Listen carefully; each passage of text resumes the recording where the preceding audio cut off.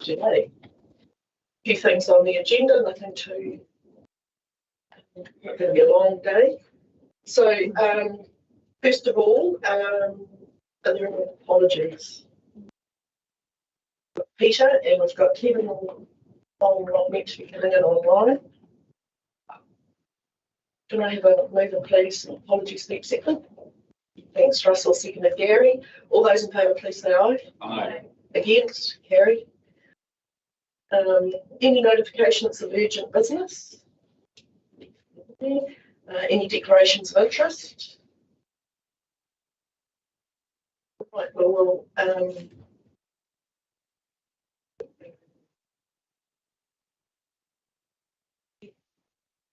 I just had confirmation of the minutes of the 24th of January. Moved Caleb, seconded Sue. All those in favour, please say aye. Aye. Against? Carried. Thank you. Okay, now we have a public forum this morning.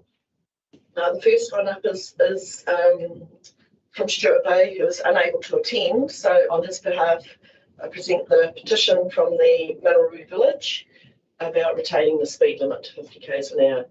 So we had about, I think they said about 200 signatures, and the criteria around public forum around petitions is quite an interesting one, but I think we can do around word limits and timing to present it. But as our standing orders allow, I'm allowed to waive that. So we've chosen to waive it, accept the petition, and I think we've taken it as read at this point in time. I don't think there's any worth clarifying, given that I sent it to today. So with that is the public forum for that done. And we will then move on to the second public forum, which is for the ET sports body at Wahara for the Wahara Domain lease proposal. And welcome, Una. Is he online? We're just admitting him now. So Muna Wharapora is, and Adrian, his brother, are very involved in this, and they wish to speak. Atamario Muna, you have the floor. For public forum, we have 5 minutes to, and obviously we have your the item on the agenda coming up in an item number 2. You have the floor, so welcome. Kia ora, thank you, me, Adrian. Morena kia tātou, suatahi mihi ana ki a koe e te manuka hui, Adrian. Korua tahi ko te koro matua, James, ka tira ki a koutou, ngā kai kauni hira o Matamata-Piako. Nei rā te mihi atu ki a koutou. Morena everyone, I'm here to speak to agenda item 2, and Rangiati Sports Body Incorporated proposal to lease part of Waharo Domain for the purpose of relocating a building to be used as a community sporting facility. I must emphasise it won't be a club rooms, but in general a facility that will be used as changing sheds and for the community. In the past, Waharo Domain was the sporting hub that connected the residents of Waharo. The Waharo Walton Rugby Club and Waharo Athletic Club both running sporting clubs from the domain. Unfortunately, both buildings were destroyed by fire, leaving the community without a facility to promote and host sporting activities or community events. Other than the existing concrete pad where once the club rooms stood, we have two community toilets that are maintained by council. Rangiati Sports Body has a long history with the domain, having played and trained there. It was the spiritual home for the sports club. And it was not uncommon to see the whole community at the grounds in support of whatever was happening at the grounds. It was and still is the spiritual sporting home for Rangiati and the Waharo community. Unfortunately, that connection was disrupted when we lost the club rooms. The decision before council today is to grant in principle a lease to Rangiati Sports Body Incorporated for the purpose of relocating a building to Waharo Domain.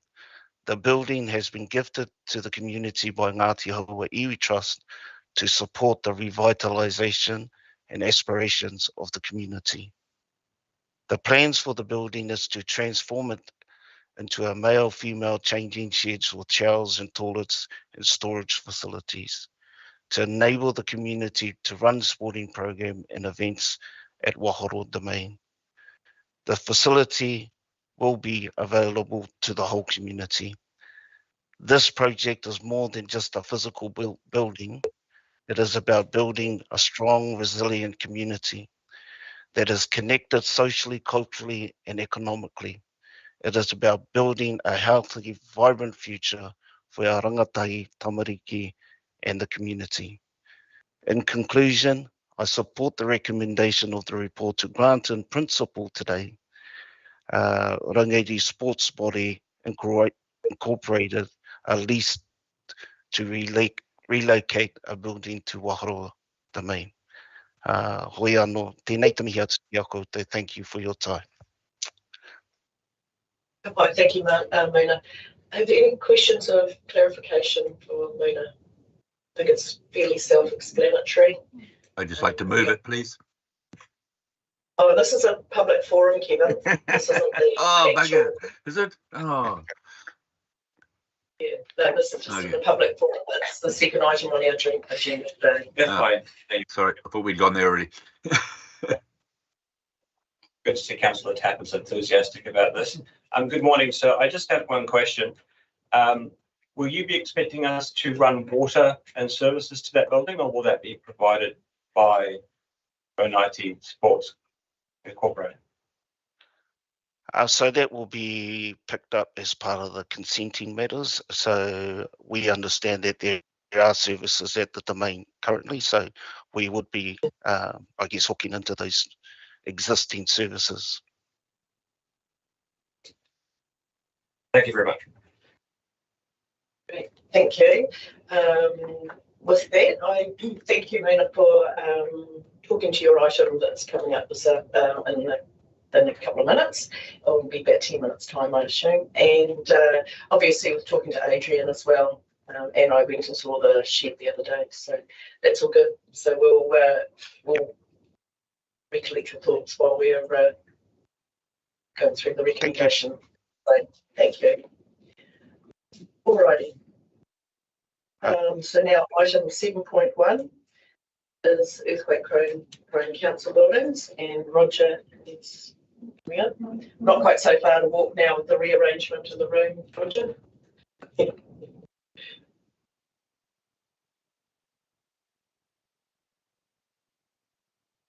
Good morning to you all. I'd like to take this paper as read, but if I can initially just do it, the latest updates with respect to the investigations that are currently going on, particularly in the Tiara area. So the Tiara Library, we have just commenced the detailed sizing assessment. The engineers are looking at the existing plans, and within the next week or two, there will be GPR, which is ground penetrating radar, and it's a small handheld item which they use from a elevated working platform around the outside of the buildings, and they scan to see what reinforcement is within that building. And once they've got that information with the plans, they can calculate what the NBS, which is the National Building Standard rating, is for that particular building. The initial assessment came out at 35%, so this will give us a much more accurate reading of what they assess the building to be. So that's ongoing. As far as this building is concerned, particularly this front part of the building, there were some concerns with the linkage between this building and the back building, which was built in. This was built in 1969. The back building was, I think, 1981, and also the linkage of the staircase just behind it, how it all goes together. It's not immediately dangerous. It's been there, obviously, for a number of years, but we're just going to concentrate on that to start with, rather than do the whole building, because the cost of doing the whole building is quite significant. The back part of the building, we believe, will be, the engineer advises that should be a reasonable level of code compliance, and we may not need to do anything to that structurally, but by phasing it through, we can limit the expenditure. So that is in the process of being done. The report should be with me within about the next 5 weeks. It does take time to do that. So those two buildings. So that's the information side of it. That's the information. Might as well deal. So that's the information. Do you want to deal with that Deal information? with that first. So Yeah. Sue's going to work out. When was you talking about when this was built? Yes. 69 wasn't. That was way back. It wasn't. No, this bit here was. This was refurbished, but the original okay. building Okay, it was was here. Okay. 1959. Yes. Okay, so Yes. this Yes. is refurbished. So Okay. there's an 81. Yeah, Yes, yeah, that's yes. not that even that long Yeah, ago. yeah. Because I know you had a Yeah. cool. Okay. So it's just the structural, but the masonry on the outside that connects. Right. It's the joint between the two buildings Right. that's concerned, but also we've now identified some structural connections within this building. It's okay in one direction, but it's not in the other direction. So it may rock and roll a bit. So. Which is the diagram cover. So any further questions around the Te Araha buildings? No? Oh, James, sorry. No, it's never a question. It was more about the recommendation. Yeah, we'll move on to the next part of the paper, which is obviously relating to Morrinsville, I presume. Correct, yes. So the second part is we've now had the detailed site assessment for Morrinsville completed, and that has come out at 70%. So what I'm asking the council to consider is if that is satisfactory from their perspective, that therefore we can then go ahead with the planned refurbishment, particularly for the front counter and the back office. 2 reasons. One, it's a health and safety issue, and it's going right back to the Ashburton inquiry, where the public sector was advised on front counter aspects, what we could do. And the Matamata Civic Centre design was based on that recommendation. The second one is with the restructure of the organisation. We can create more workstations in the Morrinsville office by moving things around, and that will be all part of the same thing. And like to add on also with the library being open, that's the access through to the library in the weekend when the offices are closed. So it's that sectioning off that space basically, isn't it? Refurbishment. Any questions, James? No, I don't have a question. I just really wanted to thank you, Roger, for such nice work. Very strategic, and like when I first engaged with this, it just seemed overwhelming. So you're approaching it in a very nice way that makes it a lot more doable. And in terms of the recommendation, I'm happy to move the recommendation as stated. Information be received. The seismic rating assessment is 70%. Is acceptable for the council, and that physical works can now proceed to ensure that we address those other safety concerns in the building. So thank you. Okay, well, we'll hold that. Yeah. James is moving the motion. I'll get Russell and then Caleb. I'm happy to second. I just want to turn that we budgeted for it and how soon can it start work. We have budgeted for it. In fact, we do have a significant budget both for the Morrinsville office and for this building, but we're holding back on this building until we know the full sizing assessment. Plans have been all completed. We're just finalising those. In theory, we could start tomorrow. But it's getting the contractors in and how we're going to deliver the project. May I just say one more comment? Thank you for your comments, James. I appreciate that. And I just want to acknowledge Manaya. I tend to write very technical reports, and he looks and analyses it and said, can you just sort of make it more readable? So it is much a team effort. But hopefully by the time it gets to the council meeting, it's readable for you all and you can understand it. Thank you. Thank you. That's great feedback. Caleb. Yes, thank you. It was very readable and easy to comprehend, which is fantastic. So I'm taking 70% as well beyond the safe seismic rating for the building. Correct, yes. So 34% is earthquake prone, 67% is earthquake vulnerable. Right. And so 70%. Above 67%, yeah, there's always a risk, but it depends on the intensity. And you'll recall on the recommendation that we passed some months ago around that strategy. Yeah, and it is about finding that balance. So yeah, the question's now gone.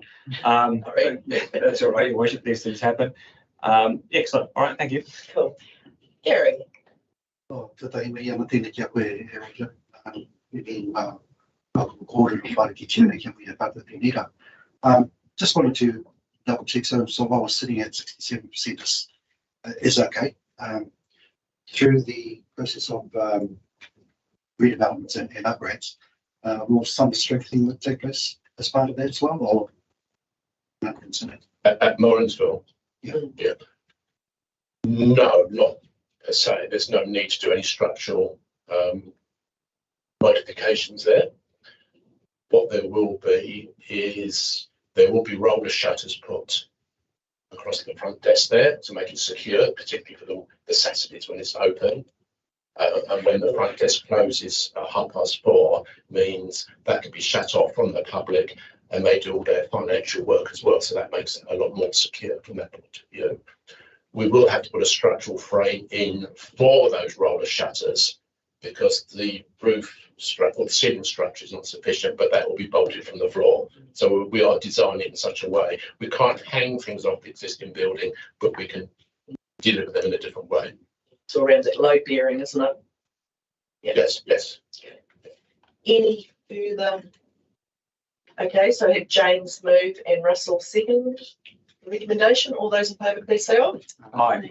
Against? Cool. It carried. Thank you, Roger. Right, we'll now move on to item 7.2, which is the proposal from the Rangiti Sports Body. Thank you, Mark.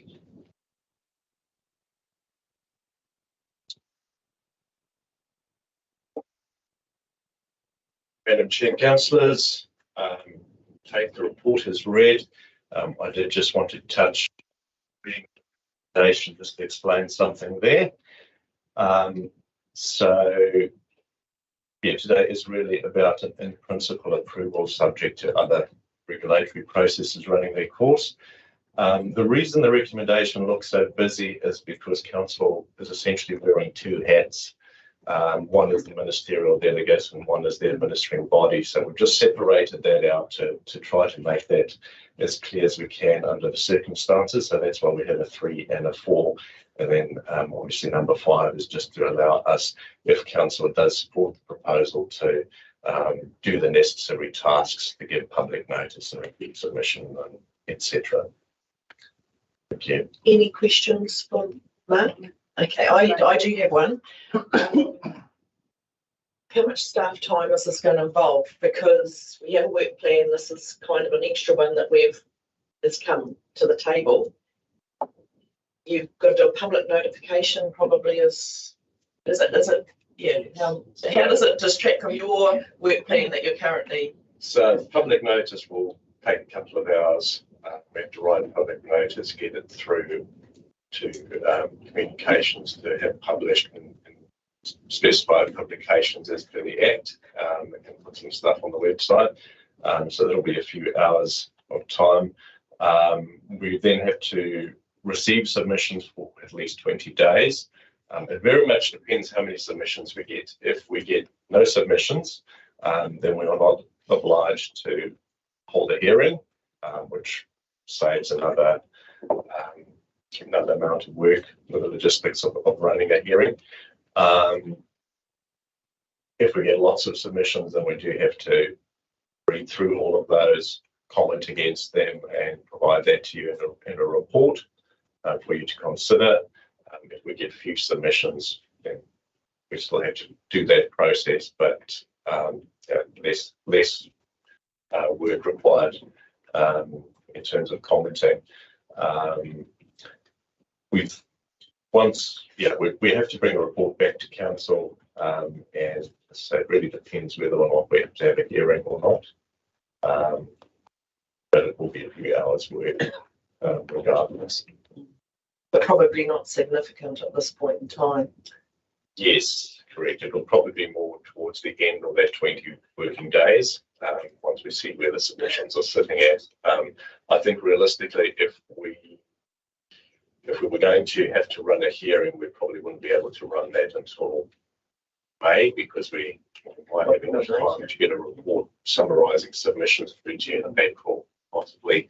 And we have to also give people sufficient time if they want to attend the hearing. Yeah. And even May could be quite a stretch too, given we're in the long-term plan. Long-term plan as well, I guess, is the other thing.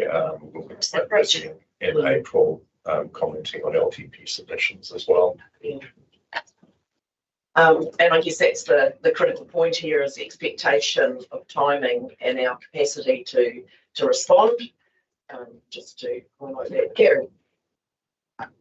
Ke miha na tēnei kia koe e huna, nau rā o tēnei kōrero e whakapako nei ki o te awaro o tēnei kaunihira, miha na tēnei kia koe.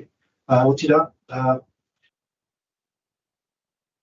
it's asking for an improvement in principle. Yes. And I guess if we were to do that, that gives the organising body, the Rangi IT sports body, some time to organise themselves and think about how things might be gone. So I support Kevin's original support for this motion. So we ended up. Yeah, thank you, Gary. James. Yeah, yeah, and I support it too, and I think it's great having a group wanting to make use of that space. I'm old enough to, and Benai, I see some back there, probably got some, still got some bruises from playing against Wairau Walton back in the day. And so I'm not sure if I remember that domain with fondness or not, but it was always a good occasion. So I think it's really cool. So it's just one little, because it was said it's not Rohoro recreation used for use of sports and recreation activities, which is great. In the background, it's talking about it being used for storage, club rooms, and changing rooms, and it wasn't. It was mentioned it wasn't a club rooms. So I think that changes the dynamics just a little, because if you're rocking in there and getting changed and showering and going, I can't see what there'd be any objection to it, but if there was the club rooms and so it's just that little tweak there. But I support it wholeheartedly. I think it's great. Oh, just note in the gallery. Good morning, Eleanor. She's obviously in support of the right. Yep. So just to comment on that one. So in the actual lease document and in the resource consent, assuming we get to that process, that will specify the uses. That's probably a clerical error on our part from the early discussions about what the building potentially could be. And that's something we can tidy up in the actual purpose of lease document if we get to that point. At this point in time, it doesn't preclude it from being allowed, because club rooms are allowed. It wasn't, there were club rooms there, and of course I will declare my interest in that space, because probably her husband probably did play some certain people in this room at some stage, maybe many years ago. But anyway, we had Kevin. Are you still happy to move that motion? Absolutely. This is going to be amazing for Waharoa. They've been working on this for a long time, 80 in particular. So, yeah, I'm looking forward to it of going through.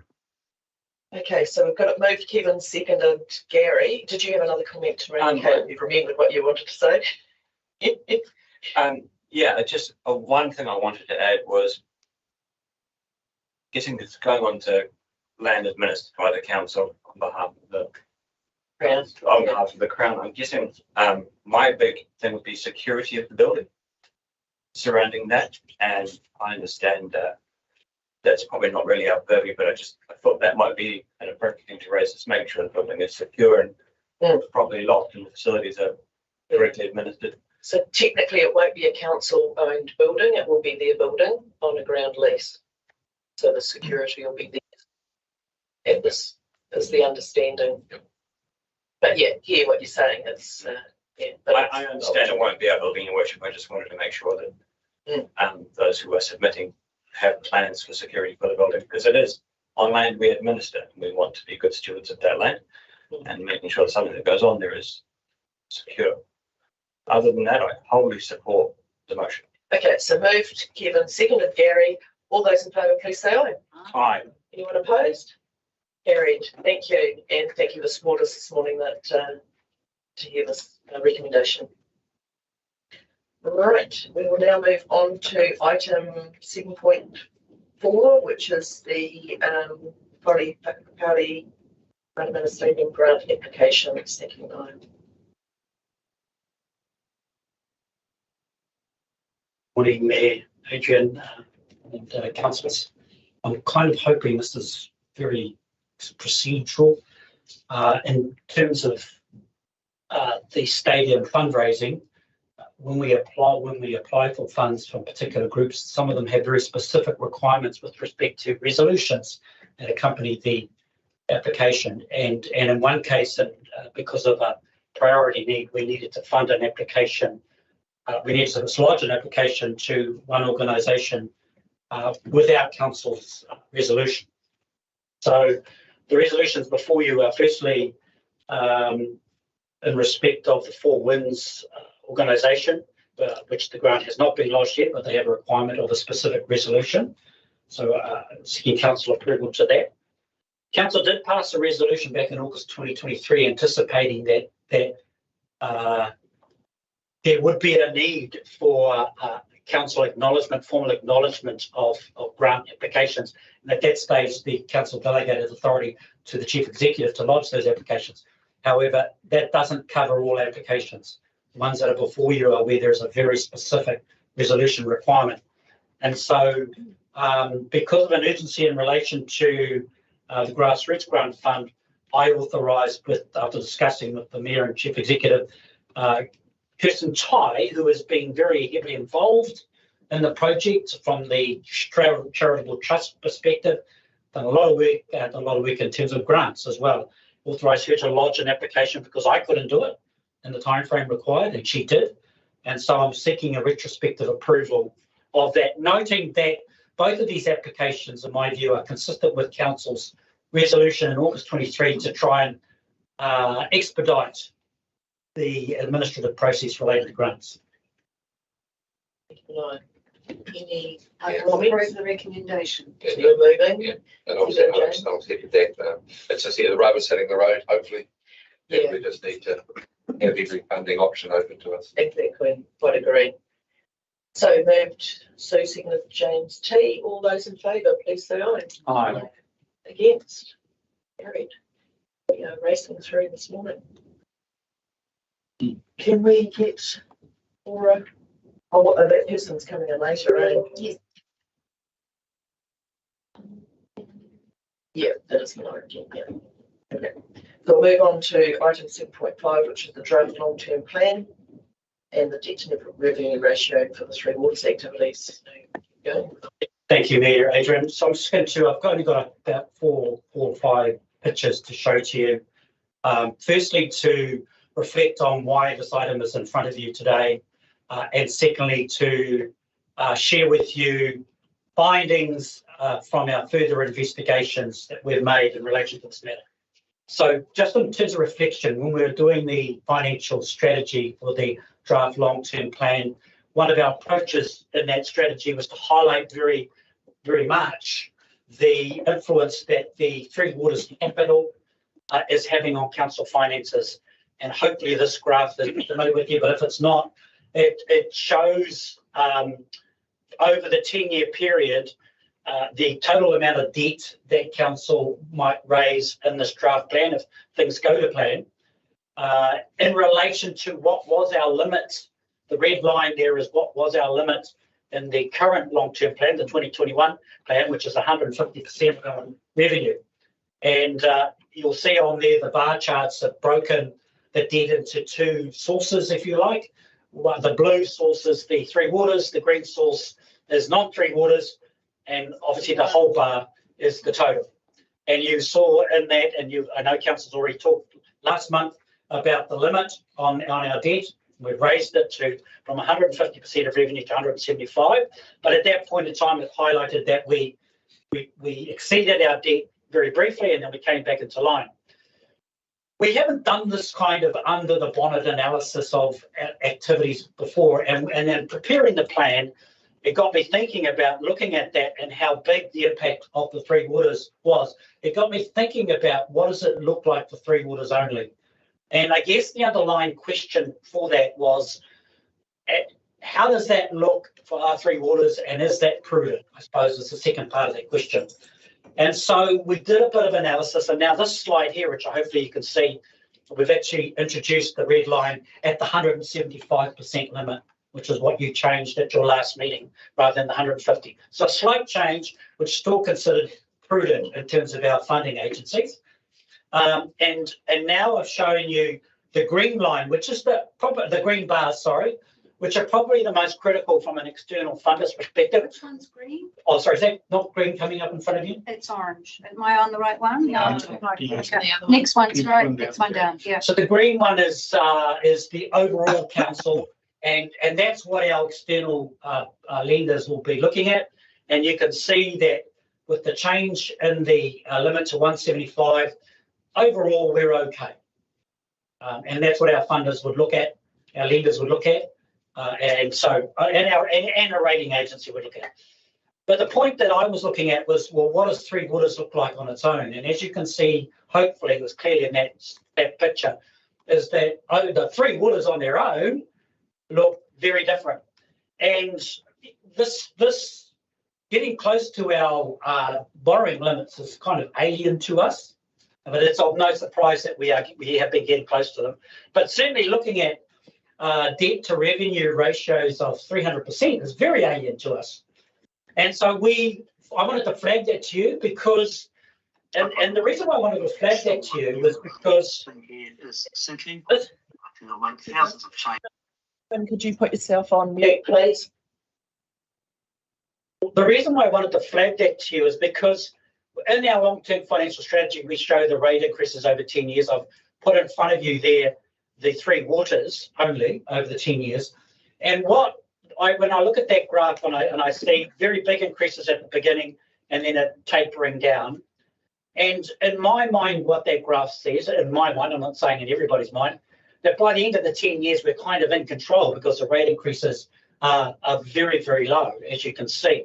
And what I was trying to reconcile in my head is, in those last 4 years, you've got very low rate increases, and yet our debt levels for Three Waters, they start, by the way, I just want to point out, at the end of June 25, Three Waters will be at 300%, roughly, of its revenue.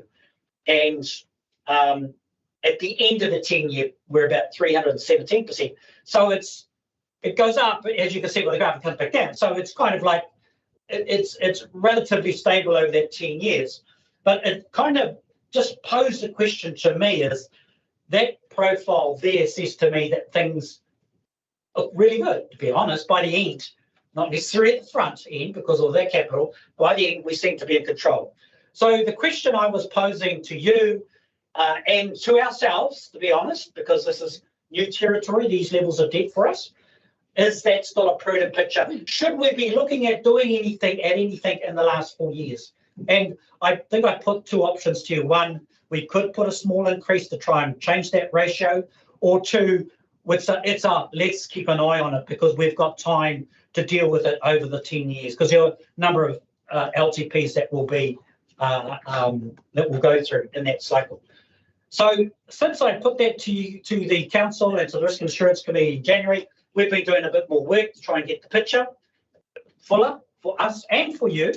So the first thing I did was, hopefully you can see this graph, what I've looked at is the capital for Three Waters over a 20-year period. And the first few bars, you'll see hopefully an orange line there. What that orange line there is the average capital over the first 10 years. And that's about 25 million for Three Waters, okay, roughly. That's in our draft.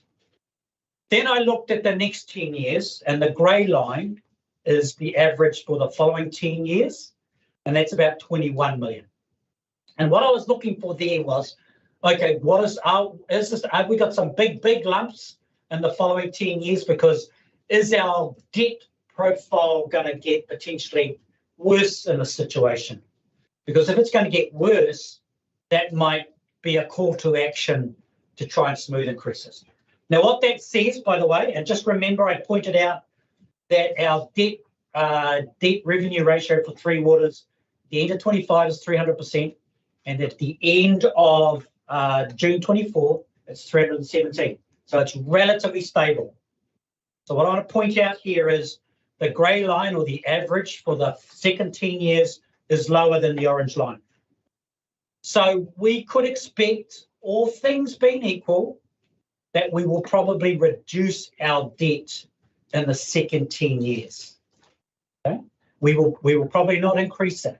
So we would expect, and I haven't crunched through all the numbers, but on that data, I would say that our debt to revenue ratio for Three Waters will be less than 300% and might be trending closer to 250%. So that's one part of the picture, what's in front of us. So to be honest, when I looked at that, I thought that's not too bad, firstly. Then we started to try and get a sense, and sorry, this is going to be hard to show you, but we try to get a sense of other prudence, if you like, tests on the Three Waters. And I'm just going to, first one I put in, and I'll try and make that legible for you. The first one I looked at is just a typical debt equity ratio. Okay, so what is the debt level relative to how much equity we have in Three Waters? So all notional. But if I just scroll across that, and I'm just talking about that first line there, you'll see it starts at 31% and it gets up to about 49 and finishes about 36%. Now, to be honest, those percentages don't shock me at all. If that was a company, if I was a private company, I don't think I'd be too horrified with those numbers as such. So that was just a kind of a, you know, a litmus test there.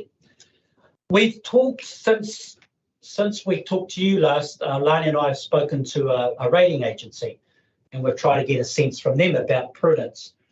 And one of their, probably the main prudence marker that this particular rating agency uses is something called a payback ratio, where they're looking at the debt relative to the net surplus, if you like, or available funds, the service debt. They're looking at a ratio there.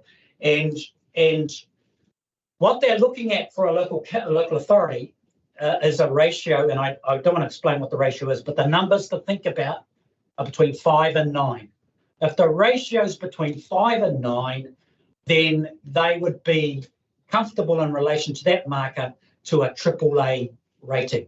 In other words, that's reasonably prudent. Okay, so the first. So can I just interrupt you? Mm-hmm. So we're talking about payback ratio, right? So with a company, that payback ratio is the revenue received from its operations. Our payback will be in how much we charge in rates. Well, same thing. Revenue we receive from different sources. Yes, but so there's. Yes, but what the rating? Sorry. The issue, what we're trying to determine here is whether we should increase our revenue by increasing the rates, right? Just as a company might increase by putting a higher markup on. Correct. Right.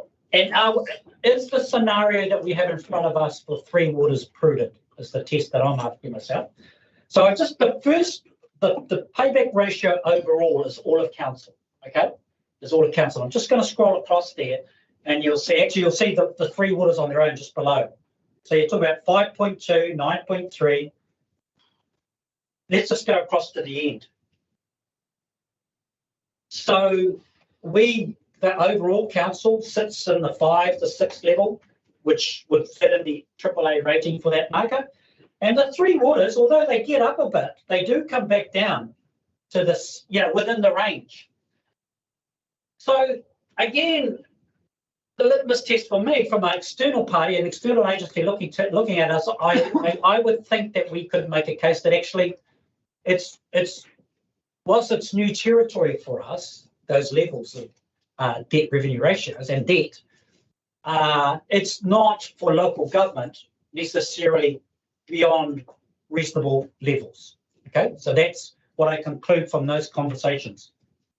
And sorry, I've just put in here, these are the ratings here, how that rating agency score.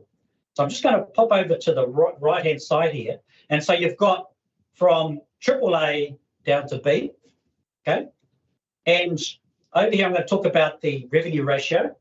And so you will see that for council, sitting at between 175% max, we would be triple B for that ratio. And anybody greater than 250% would be B. Now, rating agencies look at councils and look at what our structure is and our political environment is, and they look at our governance. And they have a degree, to be honest, this is my interpretation, of comfort with New Zealand local government. So what I would say that with the Three Waters, if that Three Waters were standing on their own and we're looking at a credit rating, they would probably be looking at a B for that particular element. And then if we looked at the payback ratio, roughly they fit in between the 5 and 9, and so does council. And so we'd be looking at an AA rating there. Okay, and they combine it and they come up with a rating. Now, what that says to me, again, I know this probably sounds like gobbledygook, but what this is telling me is what I said to you originally. It all comes back to what price we pay for our borrowing. That's what it'll come back to. But in an overall sense, I have a reasonable level of comfort from a financial perspective that the numbers aren't by any means a panicky situation and will probably improve in the second 10 years of our life cycle, all things being equal. I want to add one other comment. We've had the benefit of seeing some information on debt revenue ratios for Three Waters type activities for a collection of councils. And in one case, I saw for a collection of councils and this is based on 2021 LTP data, not the latest data. But at one point, I noted at the end of 10 years, the debt revenue ratio for these collection of councils was 500%. And I said to the person who was involved in this, because I said, gosh, is that prudent? And what his comment was, this is the reality. The expenditure has to happen. And what we were looking at doing is talking to the government about allowing those entities to get to that level and giving them a funding source that is reasonable, and obviously without weighing down the rest of councils with that. But I guess the most important thing about that for me was, and I think we talked about this, and I think the Chief Executive referenced this, the 300%, we aren't on our own. The 500%, there are some a lot worse off than us, and there'll be those that are better off. So what do I conclude from my investigations?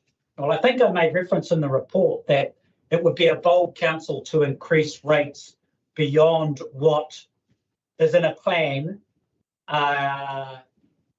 unless there was a strong driver to do that, I guess is the part that I didn't add. In my mind, I feel I'm a little bit more comfortable about what I'm seeing. I'm glad that it's on our radar. Our balance sheet is, and the Chief Executive and I were talking about this morning, our balance sheet with our change in debt profile is we are a little bit more vulnerable than we have been in the past. We don't have the buffer that we used to. And as you know, in our long-term plan and our long-term financial strategy, we've said part of this change and part of what we're dealing with is because we have to comply with regulations or regulatory force entities. And so we know that sitting outside there are independent agencies that might change our profile because they insist. So there's a level of vulnerability there. Having said that, long-winded, I feel more comfortable that we don't necessarily need to act now, but I do think it's one of those things that we need to have on our radar. Thank you. Question, Sue. Manaia, I think the media has done a great job talking about every council around the countryside needing to raise their debt levels. The only thing that I find about crystal balls, and we are only dealing with 10 years, and I accept that, the crystal ball is only as good as the data that you put into it. And although we're only talking about 10 years, and we shouldn't, all of your information makes us comfortable that we know what we're doing. Who knows what's going to happen? Absolutely. Let's be honest. And, the feeling I get, rates are never, ever going to be low again. They are going to continue to increase. And that's just the way life is going to be, particularly now we own it. And who knows what's going to be put on us, and who knows the growth in this town. And we could be doing all sorts of things in the future. However, your crystal ball is telling you this is what it looks like this 10 years, and I'm quite comfortable with it. You've just prompted me to put in the caveat that I should be putting in. It's in all of our council reports based on the information available to us. Yeah, absolutely. And that's taken, you know, and it's no harm in actually referring back to that, because I think we do face a lot of uncertainty. What's going to happen with the entities in the next coming months? You know, we're still status quo. We all knew that, but what's going to happen in 10 years' time? It's a great report, and it does give us comfort. Don, you've got a comment. First of all, just the excellent work that Ira and Lani have done is, I'm sure, very helpful to council. Reassuring, and certainly to me it is. I suppose the point I just wanted to make sure that we appreciated is that Manaya's caveat in terms of the information that we currently have available to us, there are potential regulatory impacts, and I'm thinking particularly outside of treatment plants. I'm thinking of reticulation, stormwater ingress, and compliance costs and so forth that currently are undefined. And the work that the minister will be requiring of local authorities, I think part of this work will feed very nicely into that financial sustainability criteria that they're talking about. But the uncertainty, I suppose, is, well, not the uncertainty. The reality is, as Councillor White said, is this is predicated on the fact that in the political environment, substantial increases to the Three Waters charges will need to continue. And that's a difficult space to operate in. We know it has to be done, but justifying a 25% increase in your Three Waters charges is going to be a challenge. And it's not discretionary. No. There is no discretion. No, the minister will be requiring by the revenue and costs to be ring-fenced. They'll be requiring you to demonstrate that you meet certain tests, I imagine. That will constrain independent political decision-making that perhaps in the past was being more used to. So just being the naughty, I just heard in the last 3 years, your water's going to go up, if you do this, the water's going to go up, the water's going to go up. How was it not? And it doesn't matter whoever charges, your water is going to go up. And that's the thing. I think that we all have to understand that even if there is a change in whoever runs the Three Waters, it will go up. Yeah. That is guaranteed. There is not going to be. I think one of the greatest challenge we have here in New Zealand is the lack of capacity and resource to carry out the work. And that's where we're paying a premium. New Zealanders are being charged a premium. Doesn't matter whether it's rail work, roading work, tunnels, whatever. And New Zealand is facing a premium cost that is not desirable. And we need a more of a strategic approach around the work that we do carry out, because if there's all this work to be done, we can't all plan for it to happen in the first 3 years. We've got to spread that work so that we have the ability to have contractors to do the work. But that's a strategic thing that I think goes forward as to what we do as a region in the water space. Bruce. Thank you, Manawai, for that, because I think it gives us a bit of I won't say comfort zone, but an assurance that we are looking reasonably good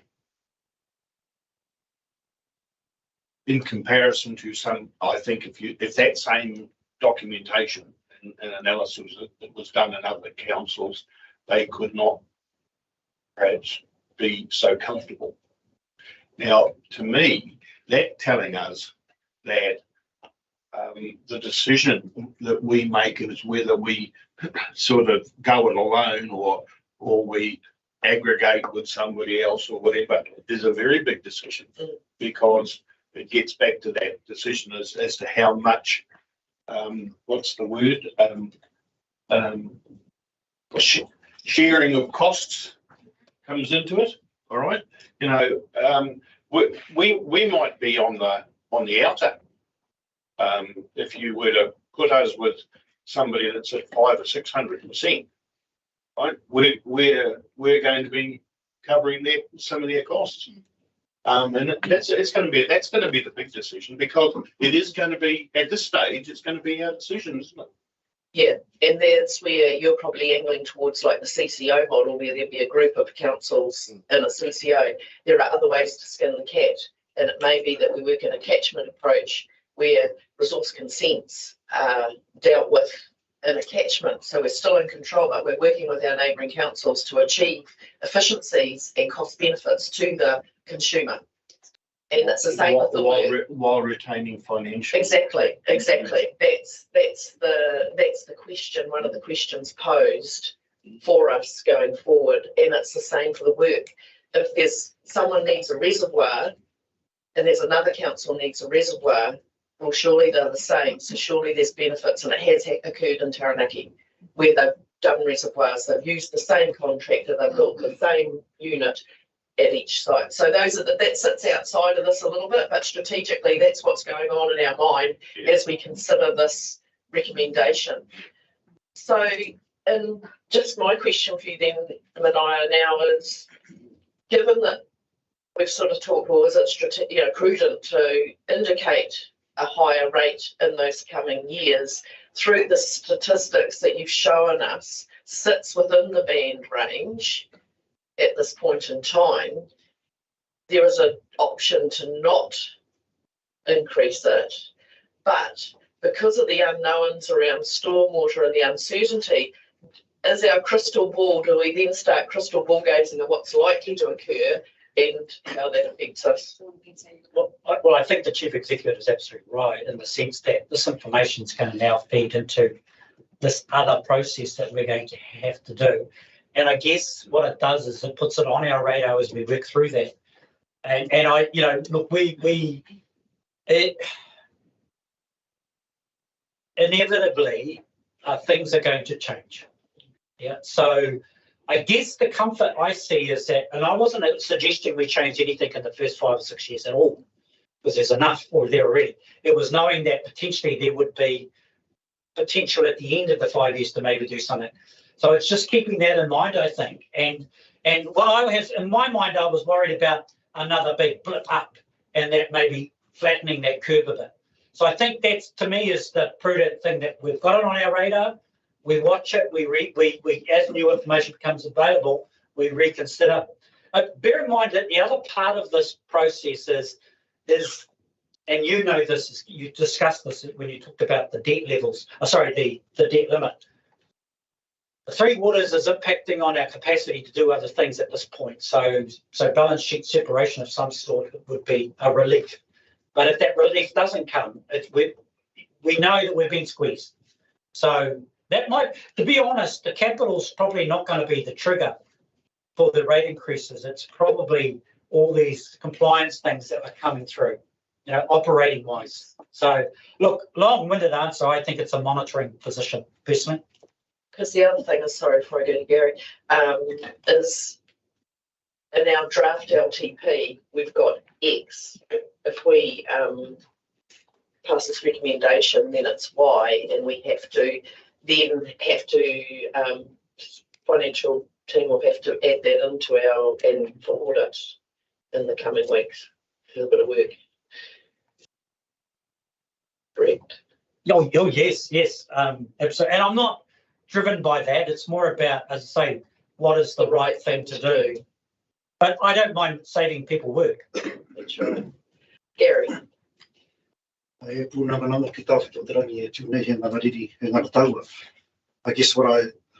comment that I would make is that having communicated this protocol in the long-term plan and to our communities, this is such a what's putting us the words. It's an amazing, difficult conversation to be having in here with all the experts, let alone trying to communicate it to our communities. It's a very good question. I think what we've tried to do in the financial strategy, and let's be real, most of our community won't read that strategy. But what we've tried to do in the strategy, and I think the CD is to reflect that Three Waters is a major influence on our financials. Now that I think I'm not sure I'd delve below that at this point. If you were to take an action to actually change the rates for those last 4 years beyond what we've said, then I think you have to communicate that, to be honest. But so I suppose, I guess that's my caveat. You know, you make that change, then you really should, because it becomes a very much strategic issue about rating ahead of time.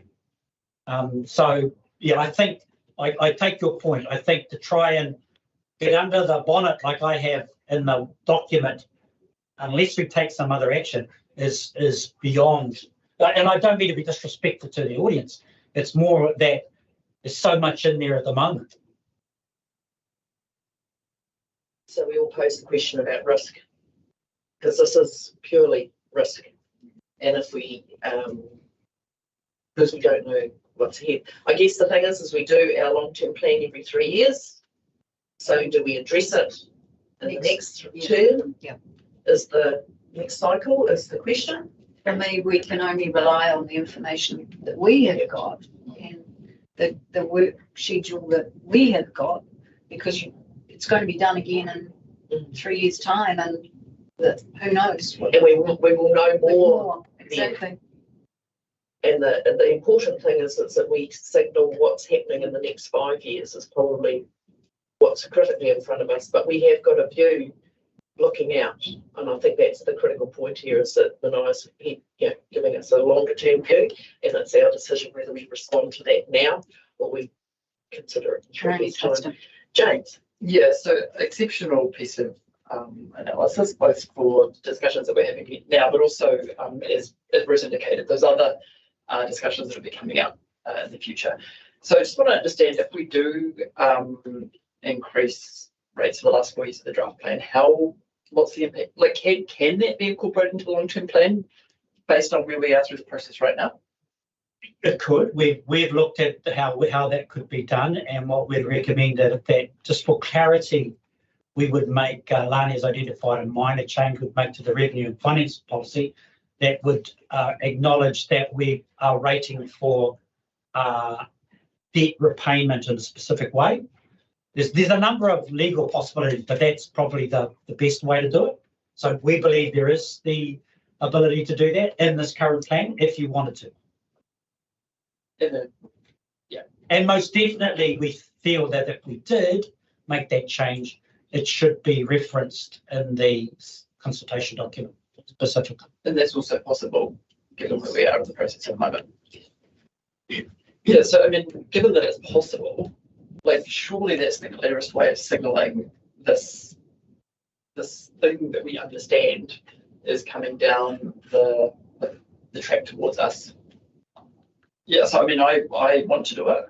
I think that we should make a strategic decision to increase Three Water rates beyond the levels shown in the last 4 years of the draft plan to reduce the debt to revenue ratio from levels. That may well be changed in 3 years. We were sitting around the table at that stage. But that's the clearest way that we can signal to the community without any doubt that our understanding is, given this very nice piece of analysis, is that there is a big distortion there, and that these are the mechanisms that we have to address it. If it wasn't possible to do it as part of the process in a tidy way, and you've reassured me that it is, then we'd be having a different discussion, and that's just, I understand that, and there would be absolutely no criticism on that, because these things come up when we think about looking at them, and we've done that. But given that it sounds like it is actually possible in a nice, tidy, discreet, clear way, surely that's the best way to signal what we have learned about today. So I'm in favour of the second option. Yeah, and I am too, because we need to take a long-term view. We can get caught in short-term thinking sometimes, but we are signaling a longer-term strategic view here, and I think it's our duty as governors to consider that now, and it can be reconsidered down the track. But I think if we can have it in there, then it's transparent. There's an opportunity, because when you're in business, you want to pay your debt off when you can. If you can make your debt levels more affordable in a few more years' time, you will pay a little bit off sooner if there's less pressure on the. But anyway, we'll head to Dave. I was wondering if we were to look, obviously it's come up a lot about water meters. I guess the potential that rather than rate increases necessarily, we went down the track, then that would be a way to introduce some extra charges that would be directly relative to that. Like, I'm just a bit loath to just keep working up rates down the track when something can maybe be a little bit more targeted. Yeah. And Dan, just throwing that in, the chat around the media is also about water meters, which has kind of become a norm, which is great, Look, 5 years, 10 years ago, not so much. Yeah, I mean, the thing is, when you look at so many people around the place and the paying rates, and they can't believe that we don't get charged a water fee for friends in Te Puke and further down south and all that. Everybody gets charged for water on top of rates. So like, you guys don't, so. Well, it's targeted, and it's vanilla across everybody. It's the same, and there's no incentive to save water. It's something. Caleb. I think I'm Councillor Sainsbury on this. I would rather that we were unpopular temporarily, and then in 20 years' time, our successors. Thank you. It's time for a cup of tea, I think. Can come up to the front and say, look, these people made a hard decision then that we benefit now. Also, I think Councillor Horn makes a great point about water meters. I grew up in Auckland where you had a water meter installed on your property the second the digger was there. And they weren't popular, but I tell you what, you certainly saved water. And I think now's the time to move with the times with water meters. And as Councillor Horn said, if we can gain revenue out of that, then perhaps there is a bit of prudence in doing so. But yes, I would also say that we take recommendation number 2. For number 1, actually. So can I just quickly get some clarification around the water? I mean, in terms of the line item in the budget of income from water, whether it's determined by rates or by a water meter charge, it's essentially the same line item, right?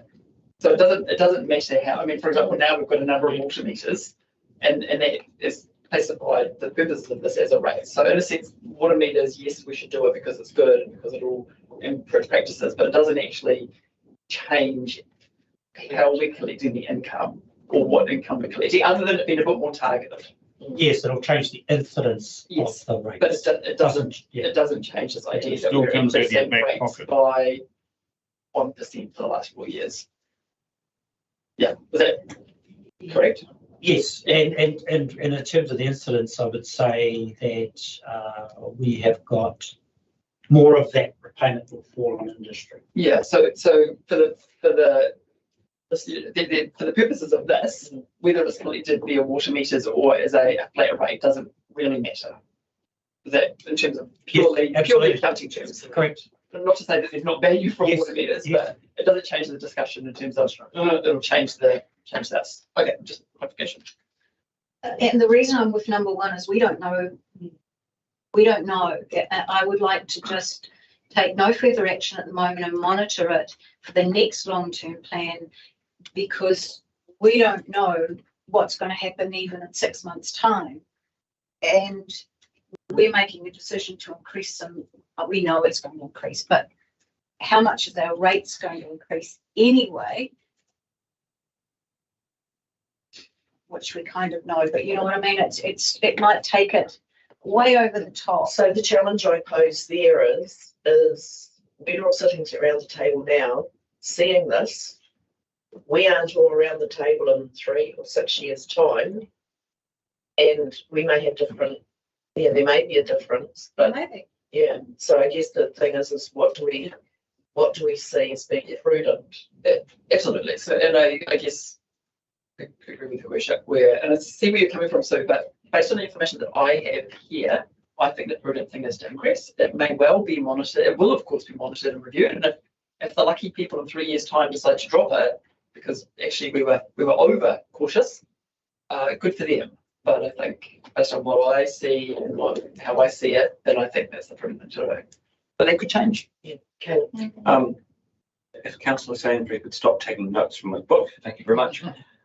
I think the prudent thing to do is both. We have to make sure that those that come after us receive something better than how we got it. And that's what our forerunners have done. And they handed to us a council in a very good financial situation. And that was lots of good decision making on that part that occurred at the time. And yes, I'm new to this game, but I looked back at all what each council has done and they've made some very good decisions.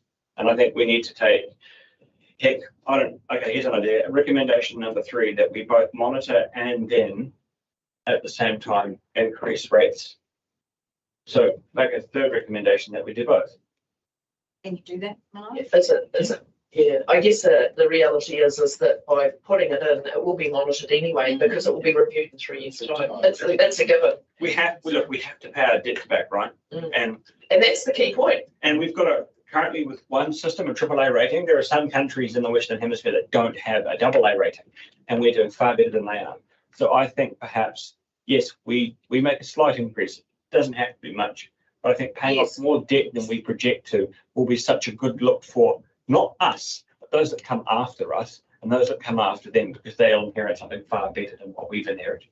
And it's, as Her Worship just said, long-term thinking, rates increases now suck. But if it means in 25 years, when my kids are paying rates, hopefully they can go, oh, well, excellent, that council made the right decision at the right time. And as Councillor Sainsbury said, if we're overcautious now, those that come after us can very conveniently lift the caution, not necessarily throw it to the wind, but lift it. I'm conscious that some of you had a input into this conversation. So, because before we go to a vote, you need to get a. Because I've still got my little old lady with me, and she's under pressure in the next couple of years. We hope it's going to come light, but she's under severe pressure.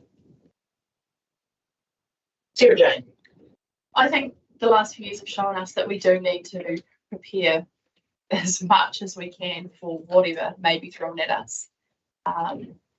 So I think James is right in saying that it is prudent that we go with option 2, given what is in front of us. I just don't think that taking no further action and monitoring it is the responsible decision to be making. Oh, Russell. Yes, great discussions there, and what was number 1, then number 2, and back to 1. But I think number 2 is the way to go forward, so that we are looking ahead rather than that. Gently. But yeah, I could swing either way, but it's not long until I'm an old man and the same benefit that Sue's on. So at the moment, I'm not into. Sherry. I'm going between 1 and 2 on the fence. But what worries me is, like, we can review it on council every 3 years, but what's government going to do if the repeal comes in, a new government comes in, another repeal comes in, and how much that's going to influence what happens with us based on our decision making? I guess that what you were doing, if I think what the reason I raised the issue was, should we be exactly for the reasons you've explained, and do we signal something in the plan, as Councillor Sainsbury said, by a small additional increase?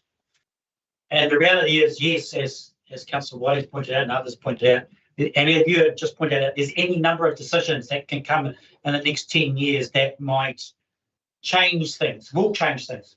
So really it's about saying to our community, if you like, this action, that we have a view of this situation and we want it to be prudent for future generations. And this is one small step that we're taking. But the reassurance, as quite rightly pointed out, every 3 years we redo the plan based on best information. So it's more about signalling, I think, to an extent, is signalling that this is what's in front of us. I'll go to Kevin. Hi. Look, I understand where Sue's coming from, the little old lady, little old man scenario, but they have had the luxury of paying very low rates over the last 10, 20 years. And I think we need to be looking at the younger people in our community and what they're going to tentatively have to pay in the future. And I'd hate to think they were getting 40% rate rises because we were kicking the can down the road all the time. So I'm for number 2. Okay, Bruce. Thanks, Kevin. Number 2. That's all right. Well, Dane, a final comment, and then we'll get someone to. James, sorry. Yeah, I agree with what Sue's saying. I think that's why water meters and being able to potentially take those things out, gun down trackers, would be of great benefit. I take James' point that on paper it doesn't matter where the money comes from, but certainly to the little old lady it doesn't matter where the money comes from. So to be able to have the ability to do that is good. And I guess based off the back of that, I don't think that essentially, sort of sticking your head in the sand for the next 3 years and just kind of hoping that the problem maybe goes away is, it's not going to solve our problem long term. So while we say that, you might increase 3 water rates, it doesn't need to be across rates. It can be something that is more targeted through. You're setting a precedent here that industrial guys will know going forward. Water is going to be more expensive for longer, and people that are hopefully going to be on water meters are going to be saying them save some water if you want to pay less. So, like I say, I don't think that while I don't want to just see, like I said, before, rates just go up willy-nilly, I don't think we can stick our head in the sand, and I think that it's signaling to the right people, water is going to be more expensive in the future. So yeah, I guess we're going around the room, but I would have to be number 2. Yeah. James? Yeah, I understand the rationale for number 1 as well. I mean, I definitely do. But I mean, I think that the whole reason that Manai has been under the hood is to really give us this information. And I think it's prudent for us to act on the information that we get given. The information changes, but right now that's what's in front of us. And that's why I'll support number 2 as well. So can I just add, I support 2, but I don't think that the wording's quite right. Yeah. Because Dane says, water meters will shift the emphasis and whatever you'll get. All right.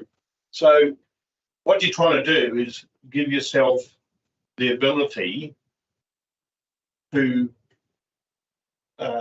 essentially recover your cost quicker, right? So the wording needs to reflect the situation where we have the ability to do that. Make a strategic decision to increase 3 water rates beyond the level. So that's very finite. We'll take note. Further action. How do you? So how do you suggest? Are you more comfortable with make a strategic decision to increase 3 waters income beyond the level shown in the last 3 years? That's because I mean, rates is the way that we generate the income, right? And I think even you could have a bracket, rates or by metering or something. But you're just trying to income. I think just because I mean, the water meter income at the moment is classified as a rate, right? So I think it's just the incidence, and I just picking up on the point that Dane made about the value of coupling this with water meters, which we've already committed to, is actually quite nice because it does mean that people who live by themselves and don't actually use much water will actually get the benefits of that, reducing their incidence. So I don't think it's relevant to what we're discussing here, but it is quite a nice part of the story to just be able to say, look, we know we're doing this, but we know we're looking at this at year 6 to 10, but at the same time we'll be on water meters at that stage, so you will have a much greater ability to control your costs. And that, but it's just a part of the story rather than what we're looking at here. So change rates to income. And then small change, but it makes me happier. Yeah. So you have to move that, Bruce. I'd move. Change that one change, yes. So number 2, make a strategic decision to increase 3 waters income beyond the level shown in the last 4 years draft plan to reduce the debt to revenue ratio to a more prudent level. And you'll have to send it. Thank you, James. All those in favour, I'll put the motion. All those in favour? Aye. Anyone against? Great, awesome discussion. Oh, you're against, Sarah? Oh, no, Jane? sorry, Great, I'm not. cool. Sorry. So you had to- No, excellent discussion. Thank you, Mania, for putting this together and because I think it's very prudent to lift the bonnet and it will put our waters in a better position post 10 years. This is the strategic view, and really appreciate the dialogue today. And Adrian, everybody understands water now through this debacle that we've been through. Everybody actually understands And the everybody value be of what it paying. does, And everybody be paying. and the water meter thing and the whatever. Yeah, can I do the comment? I just wanted to also acknowledge that there'll be a few tidy up pieces around the water plan. So has that been incorporated? Yeah, and so they've got to have this work done by Friday for audit, so it's quite on. Sarah Jane. So just around the water meters, there is an article in yesterday's Waikato Times about how they've worked for Tauranga and Waipa. Yeah, and the average user's water use dropped by 25%, which means there wasn't the need for new infrastructure immediately. So it's we've always said it buys 10 years. Yeah, and it defers the capital for 10 years at least, and that is both in the drinking water and in the wastewater, because what goes down the Lania, you've got your hand up. Yes. Sorry, just my team's going to go away obviously and put all this information into the draft LTP. So I'm just wondering, have we settled on how much the increase is going to be in those last 4 years? What's prudent mean? So what I was going to suggest, but I didn't know if I wanted to prolong discussion. I think it's the signalling critical perspective on this. I was only going to suggest 1 to 1.5% as a, because over 4 years that adds up, and it's signalling. That's what I was proposing. Yeah. Are you comfortable with it? Yeah. Thank you. Thank you. Prudent's a lovely word. Yeah. Okay, Laura, we can go to your, we'll jump down. The final piece, wasn't it? The civic financial services, that's what you'll do now. Yep. Kia ora, Adrian, kia ora, councillors. So today we've got a report which presents the Civic Financial Services Limited Statement of Intent. This is for your information. This is 8.4. So this company provides superannuation services to the local government sector. So we take the report as read. Just one point to mention, and we have noted as a related risk in your report. It's in relation to risk pool, and you may recall that this was reported to you in December last year, where an additional call was made to council for additional contributions to be made. So that's just a point to raise there. But otherwise, this is just reporting the statement of intent for your information. Council has a very small shareholding in this company, and if there are any questions, I'm very happy to answer them. Anybody got any questions? No, it's fairly clear. Sarah Jane? No question is happy to make recommendation that the information be received. And second of James Sainsbury. All those in favour, please say aye. Against? Carried. And thank you. One for now. We'll see you later on because there'll be an external come in for the next item. If we jump to 8.3 and do the Chief Executive Officer's report. We couldn't read some of it. Yeah, and it's been resent. Oh, yeah. It was, I highlighted that because it's the PDF and it was resent in Teams. Don, would you like to speak to it, please? Yes. Busy 6 months? Yeah. Looks all right. Interesting 6 months. Interesting times ahead. The long-term plan process has gone very well. Audit this week made very positive noises about them finishing their work as programmed. There's some issues underway with Regional Council, which I'll expand on in Q&A if you are okay with that. You'll see stuff rising out of the ground on Lockerbie for our new water treatment plant. The builders are on site and the actual building is taking place.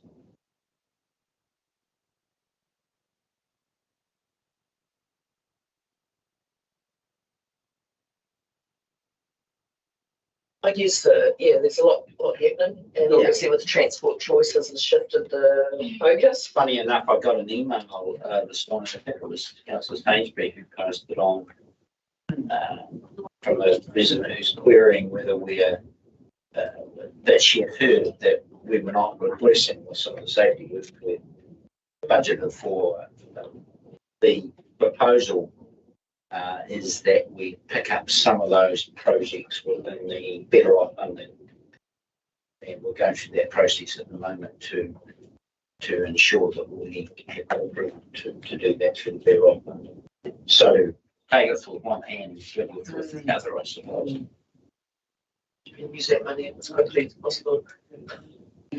I know there that the new GM here, that's right, yes, the new GM's formally moved into their position at the end of this month. And so you'll see other faces or other GMs coming into the building, and it's pertinent for them to present around the islands.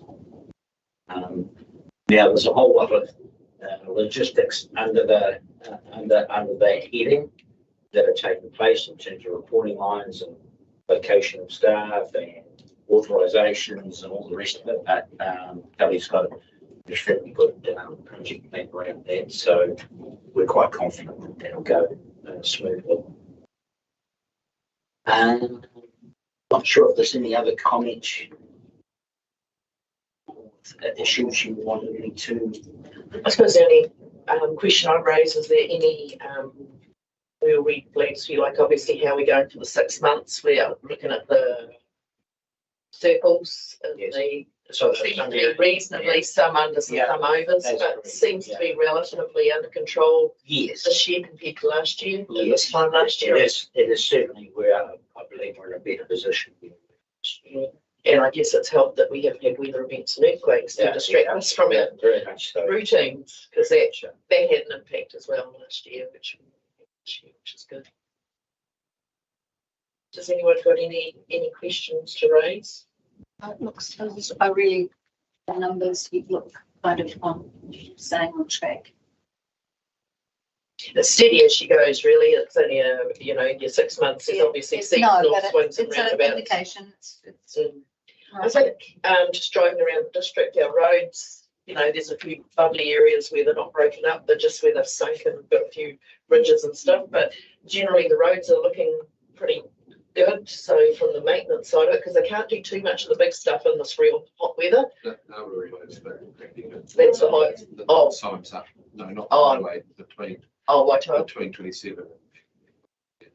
It's always up bloody because it's really sunk on the. Oh yeah, there's a few sunken areas, and that of course is our foundations with heavier traffic and the wet weather and that, but not too bad in that respect. So it's the rain that makes the holes around the CBD, the potholes, and they get bigger and turn into.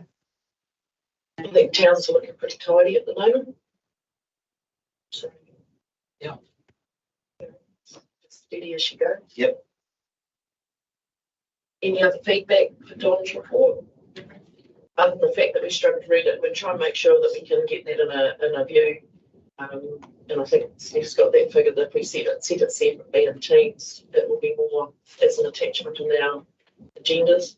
Well, it does focus, because I know when you open it up and you go to enlarge it to read it, it doesn't focus. So I think it's fairly obvious. Nothing's keeping you awake at night, Don? There are a couple of things which I'll mention later, but no, I think some of these projects seem to obviously from an external perspective drag out. One of them being the Matamata pool roof cover, for example, has taken a lot longer than we programmed. But the good news is I think most people are pretty delighted with the outcome, which is reassuring. The greatest challenge there was what was underneath the concrete, though, wasn't it? You didn't know until you opened it up to see what they were working with to do the foundations. Caleb? I don't really have anything to say except thank you, because despite the technical difficulties. These things I find really help understanding what the staff are going through. You know, it's not like I grab a staff member or into a candidate and go, what's happening? But it's very helpful and it's very insightful. So it kind of makes processing each decision and understanding things a lot easier. I just wanted to say thank you, and I'm happy to move the recommendation that the information be received. Second. Thanks, Russell. All those in favour, please say aye. Aye. Yes. Carried. Okay, we will now, I think there's people waiting out the back there for our service presentation. It's like the schedule, but I think they're all there.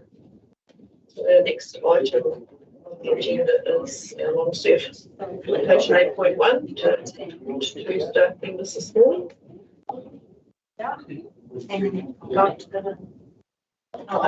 All right, thank you. Page 92 on the agenda. Save as, and then I'd say to desktop, and then I put have a little file.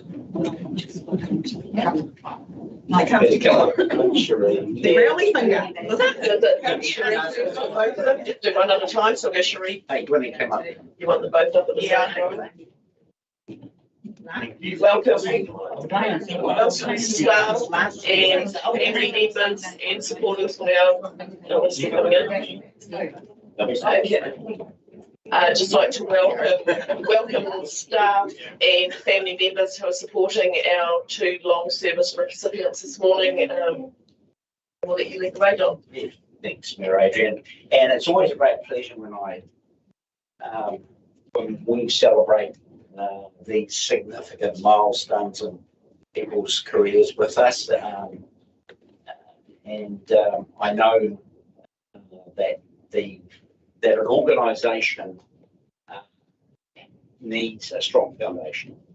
Any organisation needs a good, solid foundation. Yes, there's merit in change and development and all the rest of it. But at the same time, if you've got institutional knowledge and experience, a lot of problems which may harm or cause trouble in other places are avoided because of that institutional knowledge and experience. So I'll start with the youngest. Cherie. Those you know, 20 years, Cherie, is it 20 years?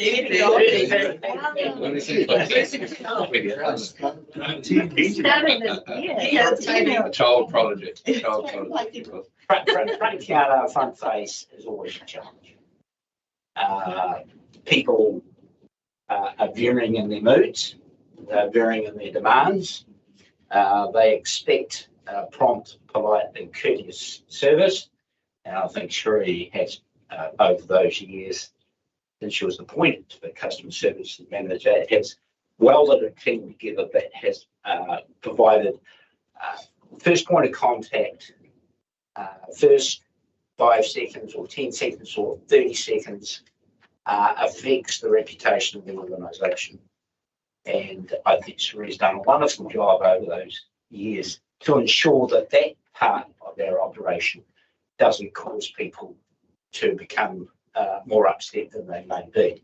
I know her team put up with a lot of challenges.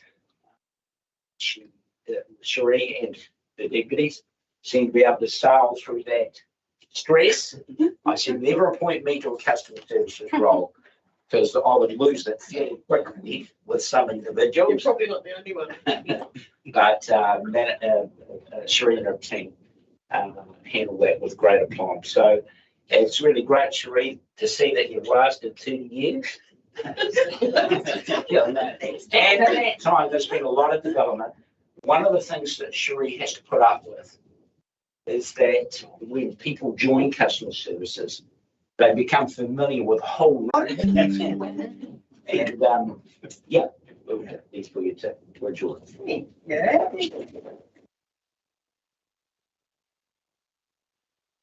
Yeah, it's been 30 years. I thought back to my first day when I was carrying a backpack full of mail and doing dishes. But yeah, it was a great way to start in the organisation, and I'm very grateful to NPDC for the opportunities that they've given me across those years, lots of different jobs and tried different things, and we always say it's our the people that keep us here and help us with our jobs, and I think that you know, my work family is definitely a big part of why I've stayed as long as I have in our community and all of that sort of thing.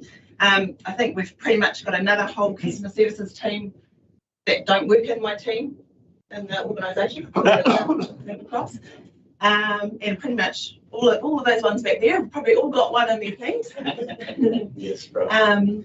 Yeah, so and thank you to your leadership, Don, and the E-team, Dennis and Fiona, my managers over the previous years. And you know, Jenny and Tanya's playing golf today. I can't believe she's playing golf when they come to my presentation. But you know, Tanya and Jenny, like Tanya's done 31 years service, Jenny's 22, I think. You know, like we've been a team for a long time, and yeah, those days that are hard, if I didn't have them to kind of bounce off and have a joke with later, no, it's definitely just not plain sailing sometimes, some of those days, and it's definitely been we've had to adjust and change things the last probably, you know, since COVID. Yeah, but really excited too about the new direction and our reorg. Like, I think there's some really great things to look forward to in that, and I think it's a really part of the organisation that gets the finger pointed at it, or is the most obvious that there's failure or lack of response or whatever. And so managing a workforce which has grown significantly over the years, but I think it's, I don't know how many people in the team now. It's about 60 of them now. So 60 odd guys out there working day and night, dealing with important, urgent issues, right down to the mundane, and dealing with people's specific problems with courtesy and aplomb. So I know Lance has, I mean, you could always pick up the phone and ring, and no matter whether Lance was on holiday or 10 o'clock at night, he will respond. And if he can't get somebody to do it, he'll do it himself. So over those years, I think KVS has certainly grown in its ability. I think if you look around the district, at least at the superficial level, it's, you know, pretty well managed and presents itself, I think, to a high standard. And I know the meeting mentioned before that the towns were currently looking pretty good. And it's those things that people often make a judgment about. All the things are behind the scene, the other stuff which people aren't aware of, they don't rate. And it's a bit like Cherie and her first point of contact. Lance and his operation can create an impression with whoever they deal with in the community that either reflects well on what we do or does not. So thank you for all your service, Mans. I'm not sure you've got 40 years left in here yet, but well done, and thank you so much for all your effort and hard work over those 40. I noticed you couldn't get through the door when you came through before. You used to be able to, but you can't. I'll start off by saying that when I started here 40 years ago, Don was here. We both had different hairstyles. Mine was fizzy and long, fizzy and flat, fizzy and long. Now it's flat. Don had some. But with all that in mind, it's really neat. Even after 40 years, it's not hard to get work. You get up in the morning, you go to work, and the good thing about it is you want to go, and that's the kind of environment I tried to establish at KVS, where people wanted to come to work instead of having to come to work. You know, it's been achieved at times, but there's always difficult times in people's lives and stuff like that, and we try to address that. Don mentioned on too, saying how we're the frontline staff, and we are. And I take my hat off to my team, well, our team. I don't call them my team because they're not my team. They're not my staff. They're our staff. It's our team. And I take my hat off to everyone that I've worked with over the years, probably hundreds. But they've made KVS who they are, and I thank them for that. Yeah, if I can go back just a little bit, Don, and just start off with where I started from with the council. It started with Piako County as running workshops as a mechanic foreman. And that was taken over nicely. Then 89 come along, 1989 come along and gave us a good shake up like we're having presently. The information in us that went through kind of thing. And then in 1992, well, I was made fleet manager. Then we joined 5 fleets into one, bits of fleets into one, which made Matamata-Piako. Then we come along to 92 and 1992, and that's when the executive decided that we'd set up a business unit. I could call Don quite clearly coming to me and said, "Oh, Lance, we're going to close the workshop." And I said, "Oh, I'll stay a bit of a long face." And he offered me the position of assisting and setting up KBS. So KBS has been a big part of my life.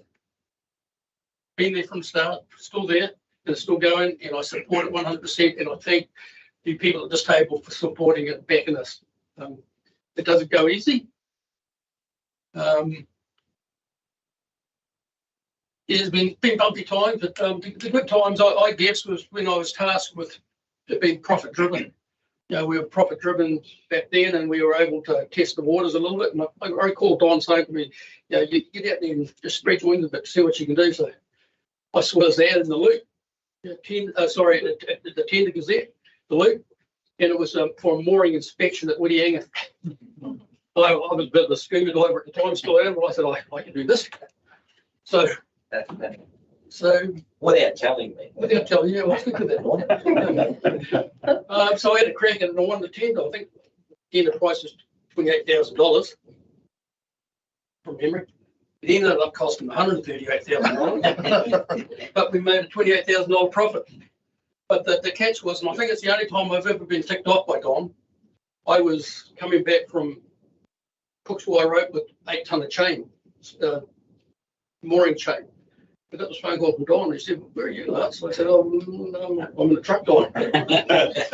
Coming back, and long story short, he said, "Lance, you never told me about this." And I said, "Yeah, you're right, Don." He said, "Well, can you tell me why you didn't tell me?" I said, "Well, what would have happened if I had told you we were doing this mooring inspection?" And Don said, "I would have said no." And that's why I didn't tell him. But I was a little bit nervous at the time. So I've got to make this work now. So we did. We only sunk one boat, but and that's fair thinking. But I was managed to swing that back onto the harbour master because he told us we had dropped the moorings. So that was a challenge, but also like to thank Gary Jennings for making it a successful thing for us, because Gary was leading that crew for us up there. And thanks, Gary. It was fun. Well, I think we only stopped the barge once, didn't we? And that's when we pulled up a great big crown on the wheel, and it was full of oysters. So we just shut the work down there. Plenty of happy times. Then underpasses, we got cattle underpasses, and we did a swagger. We did nearly 131, in fact. That's a hell of a lot of work, money that we brought into the council, and a lot of it was from outside the district. We did it from Auckland down to Tikawiti to Bay of Plenty throughout Waikato, and we were successful in those. We didn't lose any money on them, and we made a heck of a lot on one that I spoke to Manoa about at the time. I don't know whether you recall Manoa. We did really well. We did it about 3 days quicker than normal. I wanted to give the farmers some money back, and he said, "Well, you stand the price." No, so it was all good. And then we were doing access tracks with Concordia, BCL, car parks up here at Countdown, warehouse and all that kind of stuff. And that's what we were.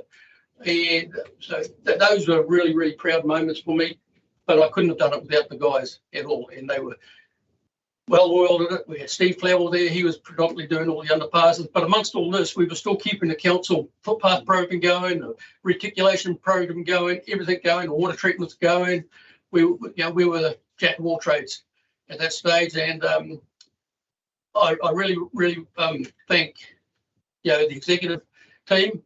My direct reports, a long time were Don, George Ridley, Manoa, Fiona. I think I've got that all right.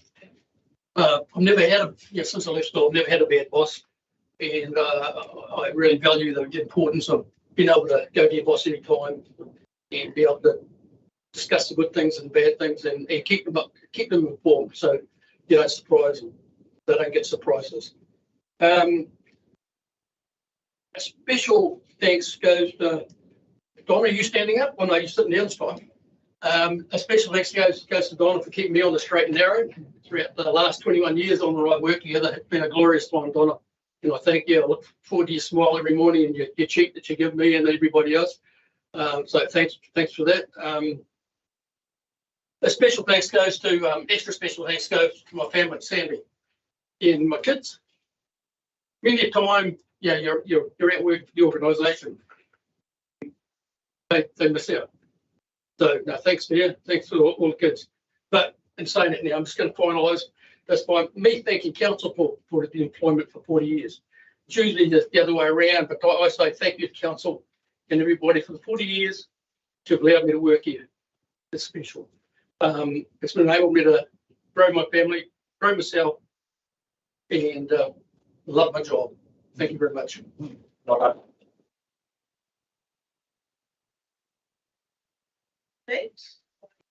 As for the recommendation that the information be received.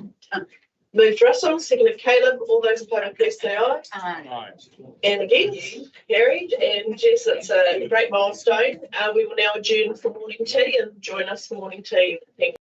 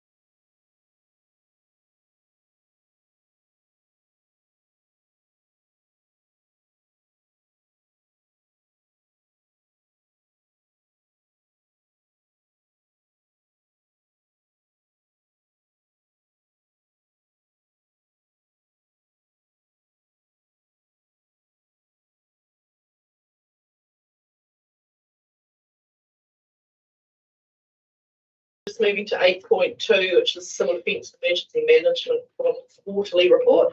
We've got Mark being online and Dennis leading us. Yes, thank you, Madam Mayor. This is really just our quarterly report, just to keep you up in touch with what's going on with civil defence through the area. So got Mark and Lauren behind you, so I will let them go through the report and raise any issues they want to, and then answer any questions you may have. Thank you, Dennis. Lauren, you're speaking? We can see you, we can't see Mark. Yep. Oh, you can't see Mark? I'm here too. Kia ora tātou.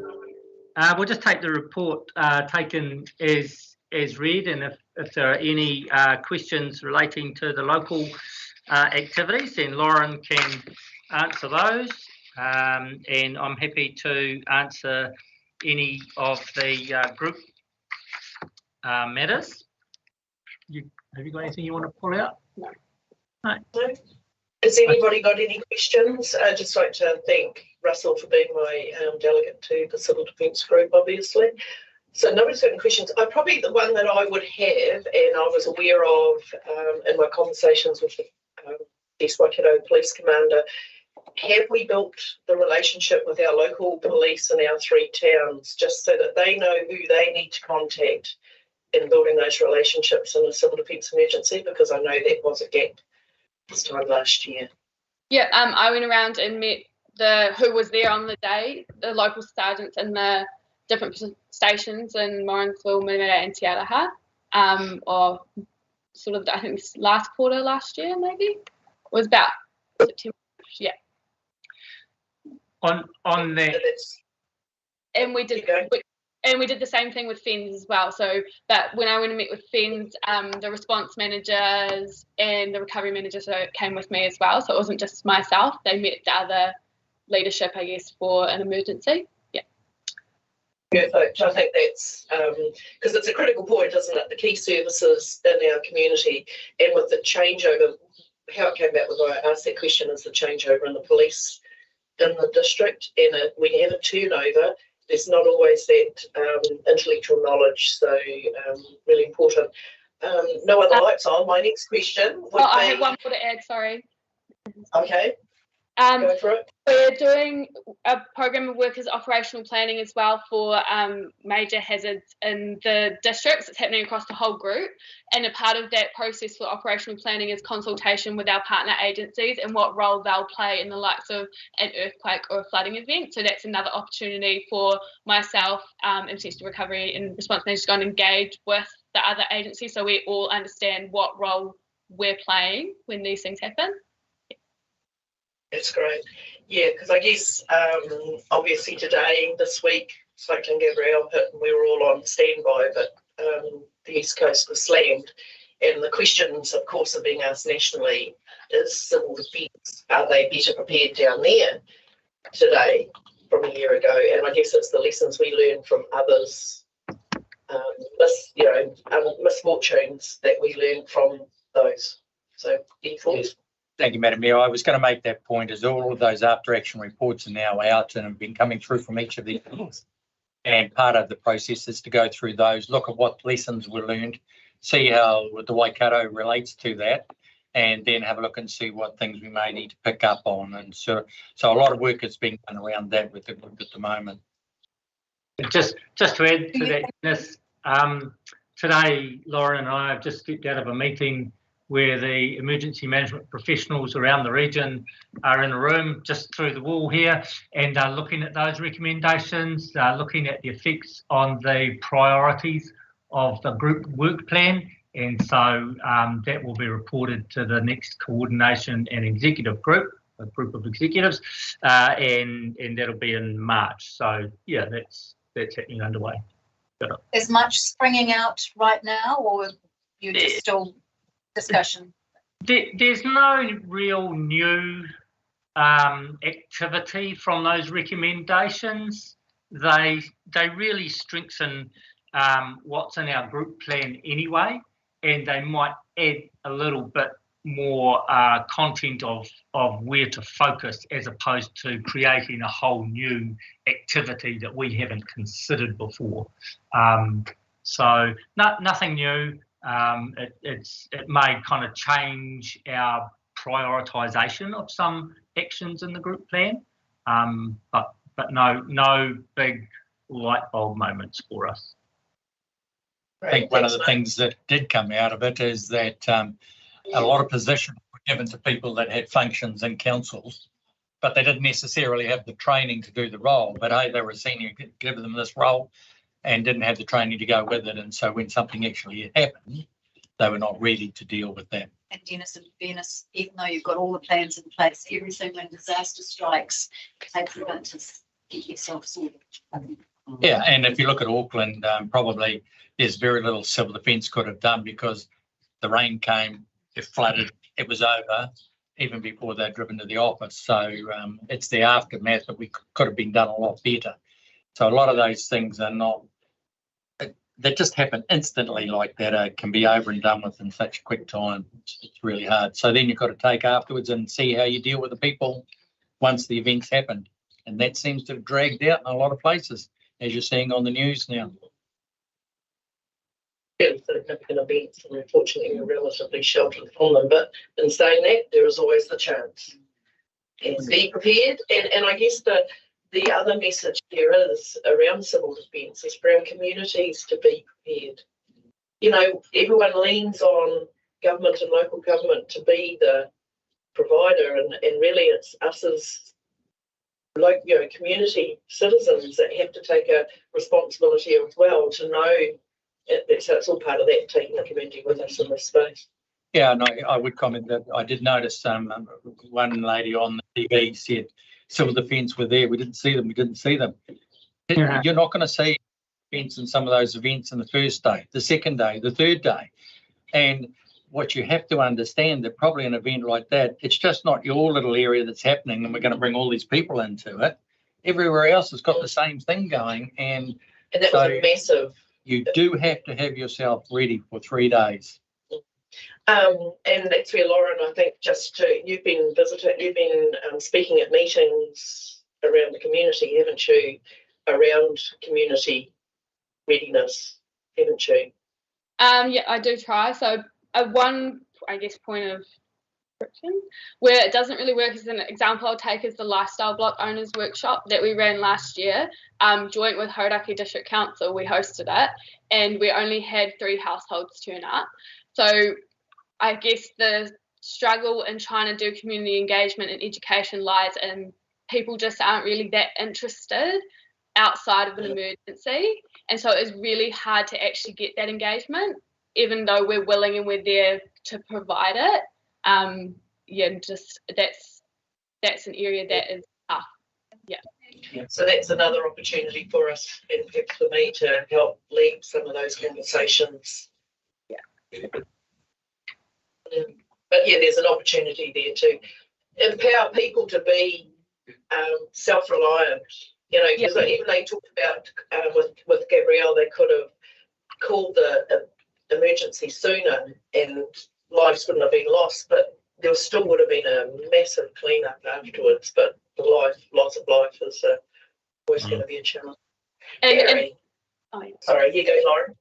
And part of what I have done with some of the groups that I've spoken to is to try and bust that myth around what civil defence is. So I go through a little bit of, depending on the audience, obviously not with a school class, but I went to an early community group and sort of explained this is what civil defence is. It's a system, and this is how council actually works in the civil defence space, and you won't see us because we're not first responders. So I try and educate the public actually what is civil defence, because it's not what they think, and then I go into the individual preparedness stuff. Fabulous. And I think that if we can do that a bit more, I think would be really strategically, like probably us calling a meeting to do it. We need to turn up to a meeting. It might be go to a Federated Farmers meeting. It may be, some of those other things that are already on and be a guest speaker. That's where the opportunity probably sits. Rather than, like you said, with the Lifestyle Block one, where you had 3 people turn up. It's to tag on to something that's already organised. And it may be even, there might even be an opportunity even with our health days that we're going to be part of. In April, the first week of April, Lauren, there's going to be a health day in Morrinsville where they're going to have obviously health focused things, but it might be an opportunity to actually have civil defence. Yeah. Maybe, you know, just as it's on the market day, so it's in conjunction with market day. I don't know. I'm just throwing it out there as maybe that's a space, because it is about well-being, health and well-being at the end of the day. Tamara has let me know about that and asked if I'd be interested in being present, and I've indicated that yeah, I'll come along if that's fabulous for the community. Yeah. No, that's great. Oh, that's great that Tamara's done that already, because it was just a thought that I had been. As opportunities, we've got to tag into opportunities that are already in place. Gary. I just want to comment on a little bit of work with Matamata-Piako and I guess those discussions. But just wanted to get how you might be going in terms of planning further engagements with other marae across the district. Yes, so we went to the Te Mana Whenua Forum in December last year and introduced myself, and Mark also introduced himself to the room. And that was our hope, to start opening some of those conversations with those communities. And then on the 25th of February, there's another meeting that's happening in Morrinsville, not led through us, through Gannon, who's doing some work for Waikato District Council. So I'm going to go along to that and be present as well, just to try and build those connections and those relationships, because I think that's where we're at right now, is just sort of laying that foundations to move forward. The meeting last week was good. I thought it went really well, and there was talk of helping with the marae resilience planning in that space. So yeah, we're going to, I guess, work together on that. Let's just very quick, Lauren, how do I get hold of you? I'm a president of Grey Power at the moment. This is perfect for Grey Power. What process do we go through to get hold of you? Most people just contact the council and then they just get passed on my contact details. But you can send me an email. Or, yeah. Yep, no problem. Thank you. Alrighty, all lights are off, so no further discussion. Would someone like to move that the report be received? Moved Gary, seconded Russell. All those in favour, please say aye. Against? Carried. Thank you. Thanks, Lauren and Mark, for coming this morning. Thanks, Dennis. Keep up the good work. And hope we don't need you. Yeah. Be prepared. Prepare for the worst. Hope. Right, we'll now move back to our item 7.3, which is the adoption of the solid waste bylaw, management minimisation bylaw. And that's following that further consultation we did with the construction sector. Thank you, Lauren, and good morning, Louisa. Yeah, Adrian. So I'll give a brief introduction and then hand over. We've got Lisa, EP from Eunomia. Lisa. So this morning we're presenting to you the solid waste management minimisation bylaw for adoption. So you may recall that we undertook some further consultation in December. This was relating to the proposed clause to require construction site waste minimisation plans. So this is what we're recommending is for the continued inclusion of that clause. We've got Lisa here to explain particularly the rationale of why we'd like to adopt the bylaw on that basis. So I'll just hand over to Lisa just to talk you through that. Thank you, Lisa. Sure. So there's been a bit of discussion about the construction site waste management plan requirements already. One of the things to bear in mind is that requiring a site waste management plan doesn't actually necessarily require them to change the way they're doing things at all. We're not setting any recycling targets for them. We're not saying they must achieve a certain amount of, recycled content or anything like that. All we're asking them to do is to record and monitor the construction waste that they're producing on a site. But what we know is that just this practice alone drives the construction companies to do things better naturally, because they can actually see where their money's going. They can see, you know, how much potentially recyclable material they are sending to landfill. So I think that was one of the key messages that we just needed to get across to the construction sector. Also worth bearing in mind that there's plenty of free templates and advice and guidance that construction companies can use to comply with those requirements. And we also know that there's various organisations that are already preparing for the potential national introduction of construction site waste management plans. So industry organisations like Master Builders, for example, are running training and information programs for construction companies. And we also know that there is a company within your district that already has their eye on construction waste as a material stream that they could be helping to manage better. So hopefully that just explains a little bit the rationale behind including that requirement. Thank you. And I guess it acknowledges the significance of construction waste going to landfill. It is the major, the tonnage is the bulk of what goes to landfill, and it is. That's right. It's useful. Yeah, it's the biggest single waste stream that goes to landfill from virtually any district or city in New Zealand. Right. Any further, Louisa, you haven't got anything to add? I think that you can see in the report, I think it tells us that it is in line with Waipa and the Western Bay. I see that. It's consistent. It is consistent, and this is the importance of a bylaw: is that we are consistent across our borders. Nothing worse than having rules for one district and different in the next. So I think consistency is very much the way to be. Yeah, I totally agree. I think it's really important. And what we will do is what some of the other TAs have done is a little bit further down the track through the waste moving funds. We'll run some workshops, get some experts, and it might even be Lisa will come down and do something, because we really do have come up, Louisa. Come up from Whakatane. Yeah. It's the same with events and things like that. There's some comment on events, but we have to start moving in that direction. I make the point that we are not providers. When I say we, I mean the council, but we are funders. And so we can fund people through some of these changes and activities they're going to have to undertake and help them go through that. We're not going to hit them with a brick bat or anything like that.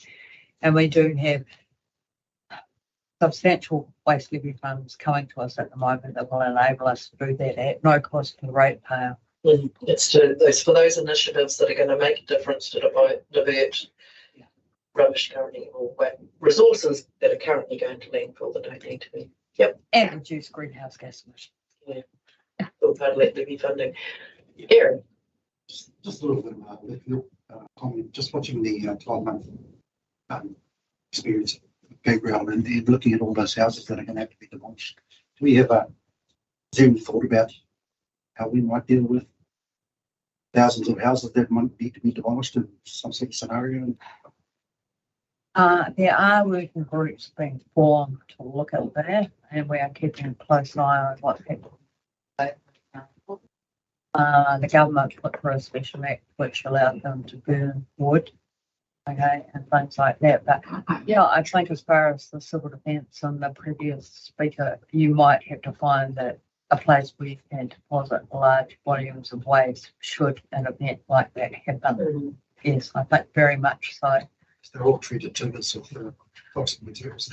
Yes, that's right, and that's why it's quite clear that you will have to distinction between treated wood and untreated wood. The same way as the government's looking at something to do with flesh at the moment as well. But yes, it is, and it could potentially have a major impact on us, and we will have to think about that. Yeah. Same with Christchurch with all the demolition that we down there. There was a lot of concrete was moved to certain spaces. And a lot of demolition work coming out of Auckland and some couple of ways. Well, it goes to Hampton Downs, presumably. What does? Does Auckland's go to Hampton Downs? It has been going But yeah, some of, look, Yeah, it waste doesn't side have to anyway, turn some here. of it might even be going to Bang and Ray. We don't know what the agreements are. Waste travels hundreds of kilometres, kilometres, Yeah, based on the price and the deals that these guys will set with each other. yeah, and that's the fascinating thing about Australia is that they have different levies across state, and so waste was travelling to find the cheapest deal. It's got the perverse outcomes that it creates. So, Okay, as somebody who's organised events, this would upset me. An organiser of a significant event. Now, what is significant? You've got no numbers, no nothing in there, and council must approve the plan prior. That would really upset me if I had to roll through another procedure to get somebody to tell me I can do something. And there's also something which I highlighted and I can't find it. was that in a submission? So, No, this is me saying, yeah. you know, I've done it, and you know that's just another hurdle that we've put in place. And the organiser event must comply with the approval events waste management minimisation plan. On the completion of the event, the organiser must provide council with a report on implication of the events waste management. I mean, you just throw your hands up and holler and say. But I think that we're already past, haven't we? Have we?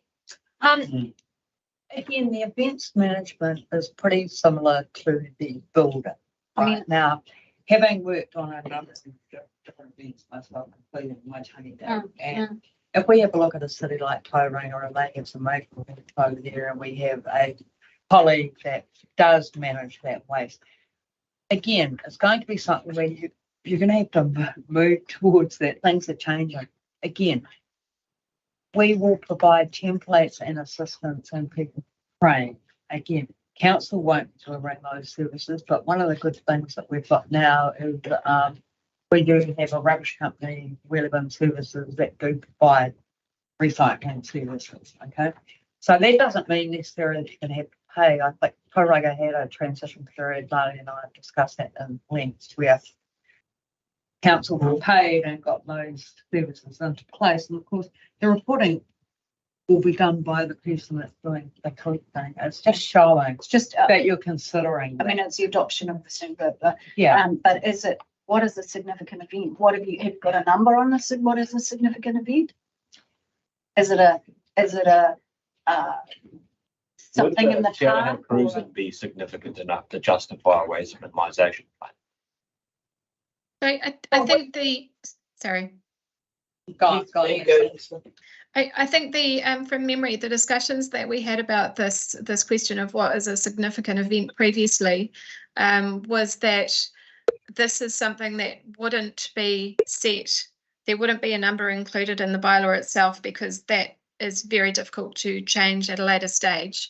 But what will be happening is the next stage of implementing the bylaw is that there will need to be a number of schedules and additional, attachments agreed that go alongside the bylaw, and one of those will be a consideration of what a significant event is going to be considered to be.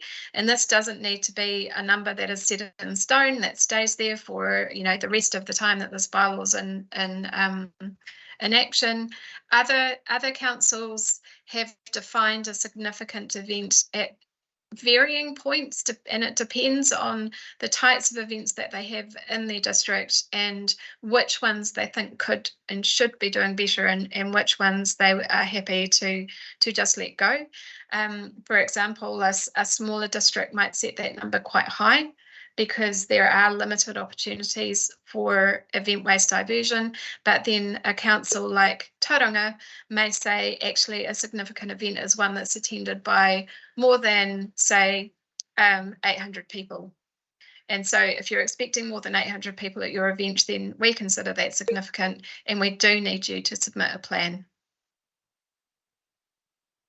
Yeah, and in mind it was all that just, yeah, we don't want to upset people again. Going, no, we don't, and we want to work them through it. And the idea is we will handhold them, and I've already discussed it with a couple of event providers in our area whether or not they would be willing to come and do that, because at the same time, event management starts at what you're going to have at your event.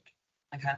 And if you think about it, that's why the government has banned a lot of particular items. Okay. So you can't have plastic knives and forks and blah, blah, blah. So it starts right at the very, very beginning, including what you thought may or may not have. So I don't think it's something to be concerned about, but I do think it's something that we have to have on the table. But again, we have to work through that. And I do anticipate having people come to me that might have an event, and we'll find out how we can help them, including direct them to a service provider that will do that service for them. To be fair, there's a certain amount of common sense here. I can highlight being at a cruising event up here where there were bins, KBS provided bins, and they hadn't been put out, and the street bins were full. So there's a better outcome when there's a plan if you're having an event in an existing council property where there's only a limited number of bins. The look and the feel has changed when those bins are overflowing.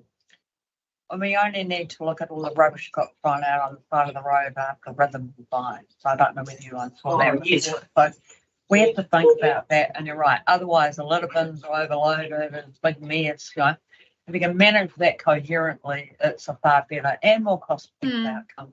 Yeah, and what we find when we do ask event managers to do an event waste management plan and to look at what's actually happened at the end of the event, that's when issues like that get highlighted.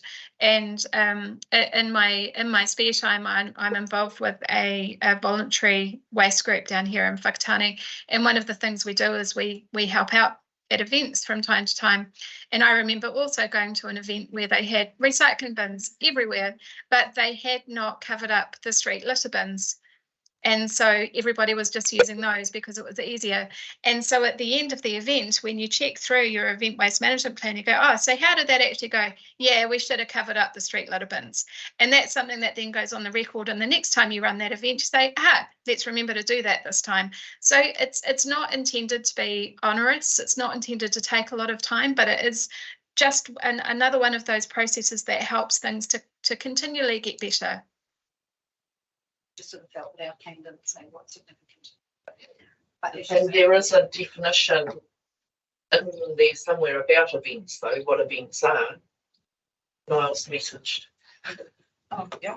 But I just need he just said it is defined in the bylaws messaged us. So yeah, it is in the body there of what an event is. I think we're just getting probably caught on. Yeah, but you read that as somebody that's done it and you go, whoa, you know. That's all I'm saying. Yeah, page 63 of the agenda. Thank you, Niall. Thank you. So, yeah, it is something that we've, it's a nice to do, now we have to do. It's becoming that. Yeah, because our waste is a problem. We have to minimise our waste, reduce it. The first thing is reduce it. That's the hierarchy, is reduce the waste we create first.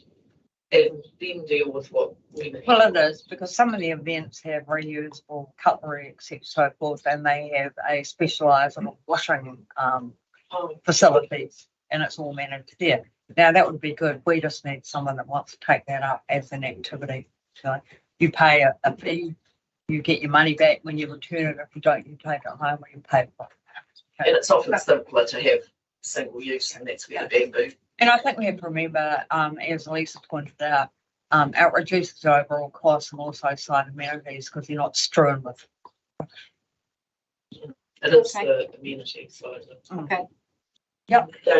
I was just thinking about the construction site management and minimisation plan. So a lot of the feedback there is, all red tape, more cost to process and blah blah blah.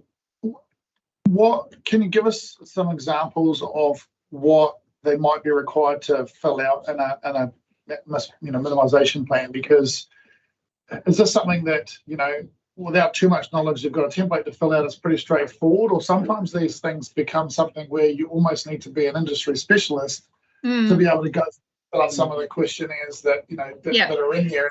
And then when you've got to get a contractor involved to fill some of the stuff out, then it does add cost. So what's some examples of the sort of thing that they're actually going to have to fill in?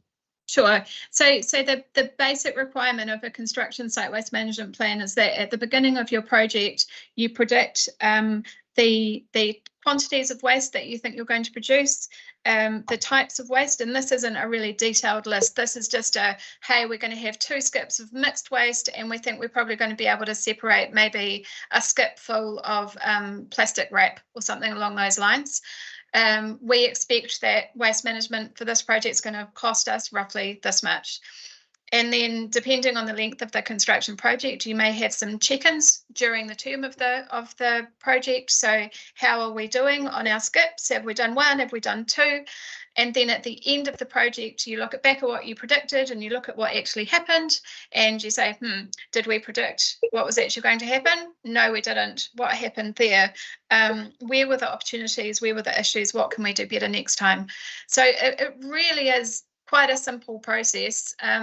So, you know, your construction waste management plan for a simple construction project could be 1 page. And there's a whole load of templates and guidance documents and standard material estimates that the construction companies can use. So, you know, if you're building an average residential home, here's some industry standards for how much waste is likely to come out of that project. So there's a whole load of information out there that can be used to make the process really simple. So just to follow up from that then, now or any time in the future, if they filled out the form and they said, oh, we think we're going to do, you know, 6 cubic meters a skip or whatever, and they did 20, is there potential that they would be fined or in some way, you know, have repercussions from doing that?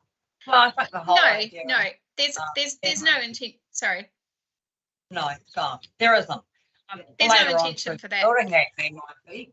The Building Act says, but that's different. I think this is going to take time to get. But if you all look at what goes in a skip at a construction site, there's a lot of waste.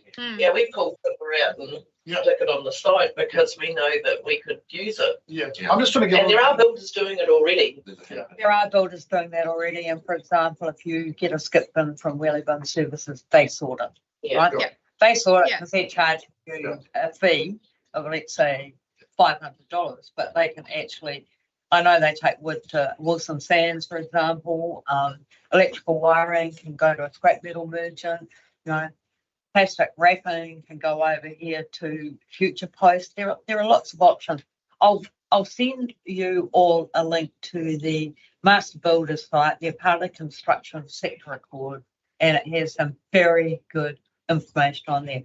Their bottom line is they have saved money. Because it's the build. Because at the end of the day, it's getting dearer to send that skip bin of what could be reused to landfill. If you can reduce that, then there's a huge saving. Yeah, I think it's great. I mean, I just want to get a little bit of an understanding. So I think that useful. It's good. And it's done in an over the top way. Exactly, and this is the aim is to do it in a common sense way. The key thing that you would look at there is if we predicted that we were only going to do 1 6-cube skip for this project and we've done 20, what happened? Did we predict it wrong? Was there some working practice on site that you know we weren't expecting? And the whole idea of the site waste management plans is that they just trigger the construction companies to identify those issues and identify the opportunities to do it better next time. I think with that, Any further discussion? Very useful. Make you feel reassured. It is. Because for us, putting these things in place, there has to be an element of reassurance that we're not being. I've got a lot of friends that are builders, so when I go to the top pub, I need to have some. Well, you can try this site on home. It's actually very useful. It's like them chucking their food scraps in there too. It's a contamination as well. There's those little things they just biff it all into one thing, and it's not helpful. They can take it home and put it in their food scrap. Find another way. Anyway, move Dane. And I will second. Seconded Caleb. Put the vote. All those in favour, please say aye. Aye. Against? Carried. So that is right through to number 8. Done. Thank you. And thanks, Lisa, for your work. And yeah, another. Lisa. Thanks all. See you. No, it's another big policy that's in line with everybody else, because it's obviously the Litter Act and everything comes onto this. So it's We're waiting. yeah, waiting for the Litter Act. Yeah. Wasn't in the 100-day plan. Right. So with that, that is the conclusion of our meeting. So thank you everyone, and I'll declare the meeting closed and wait to go off here. Thank you everyone.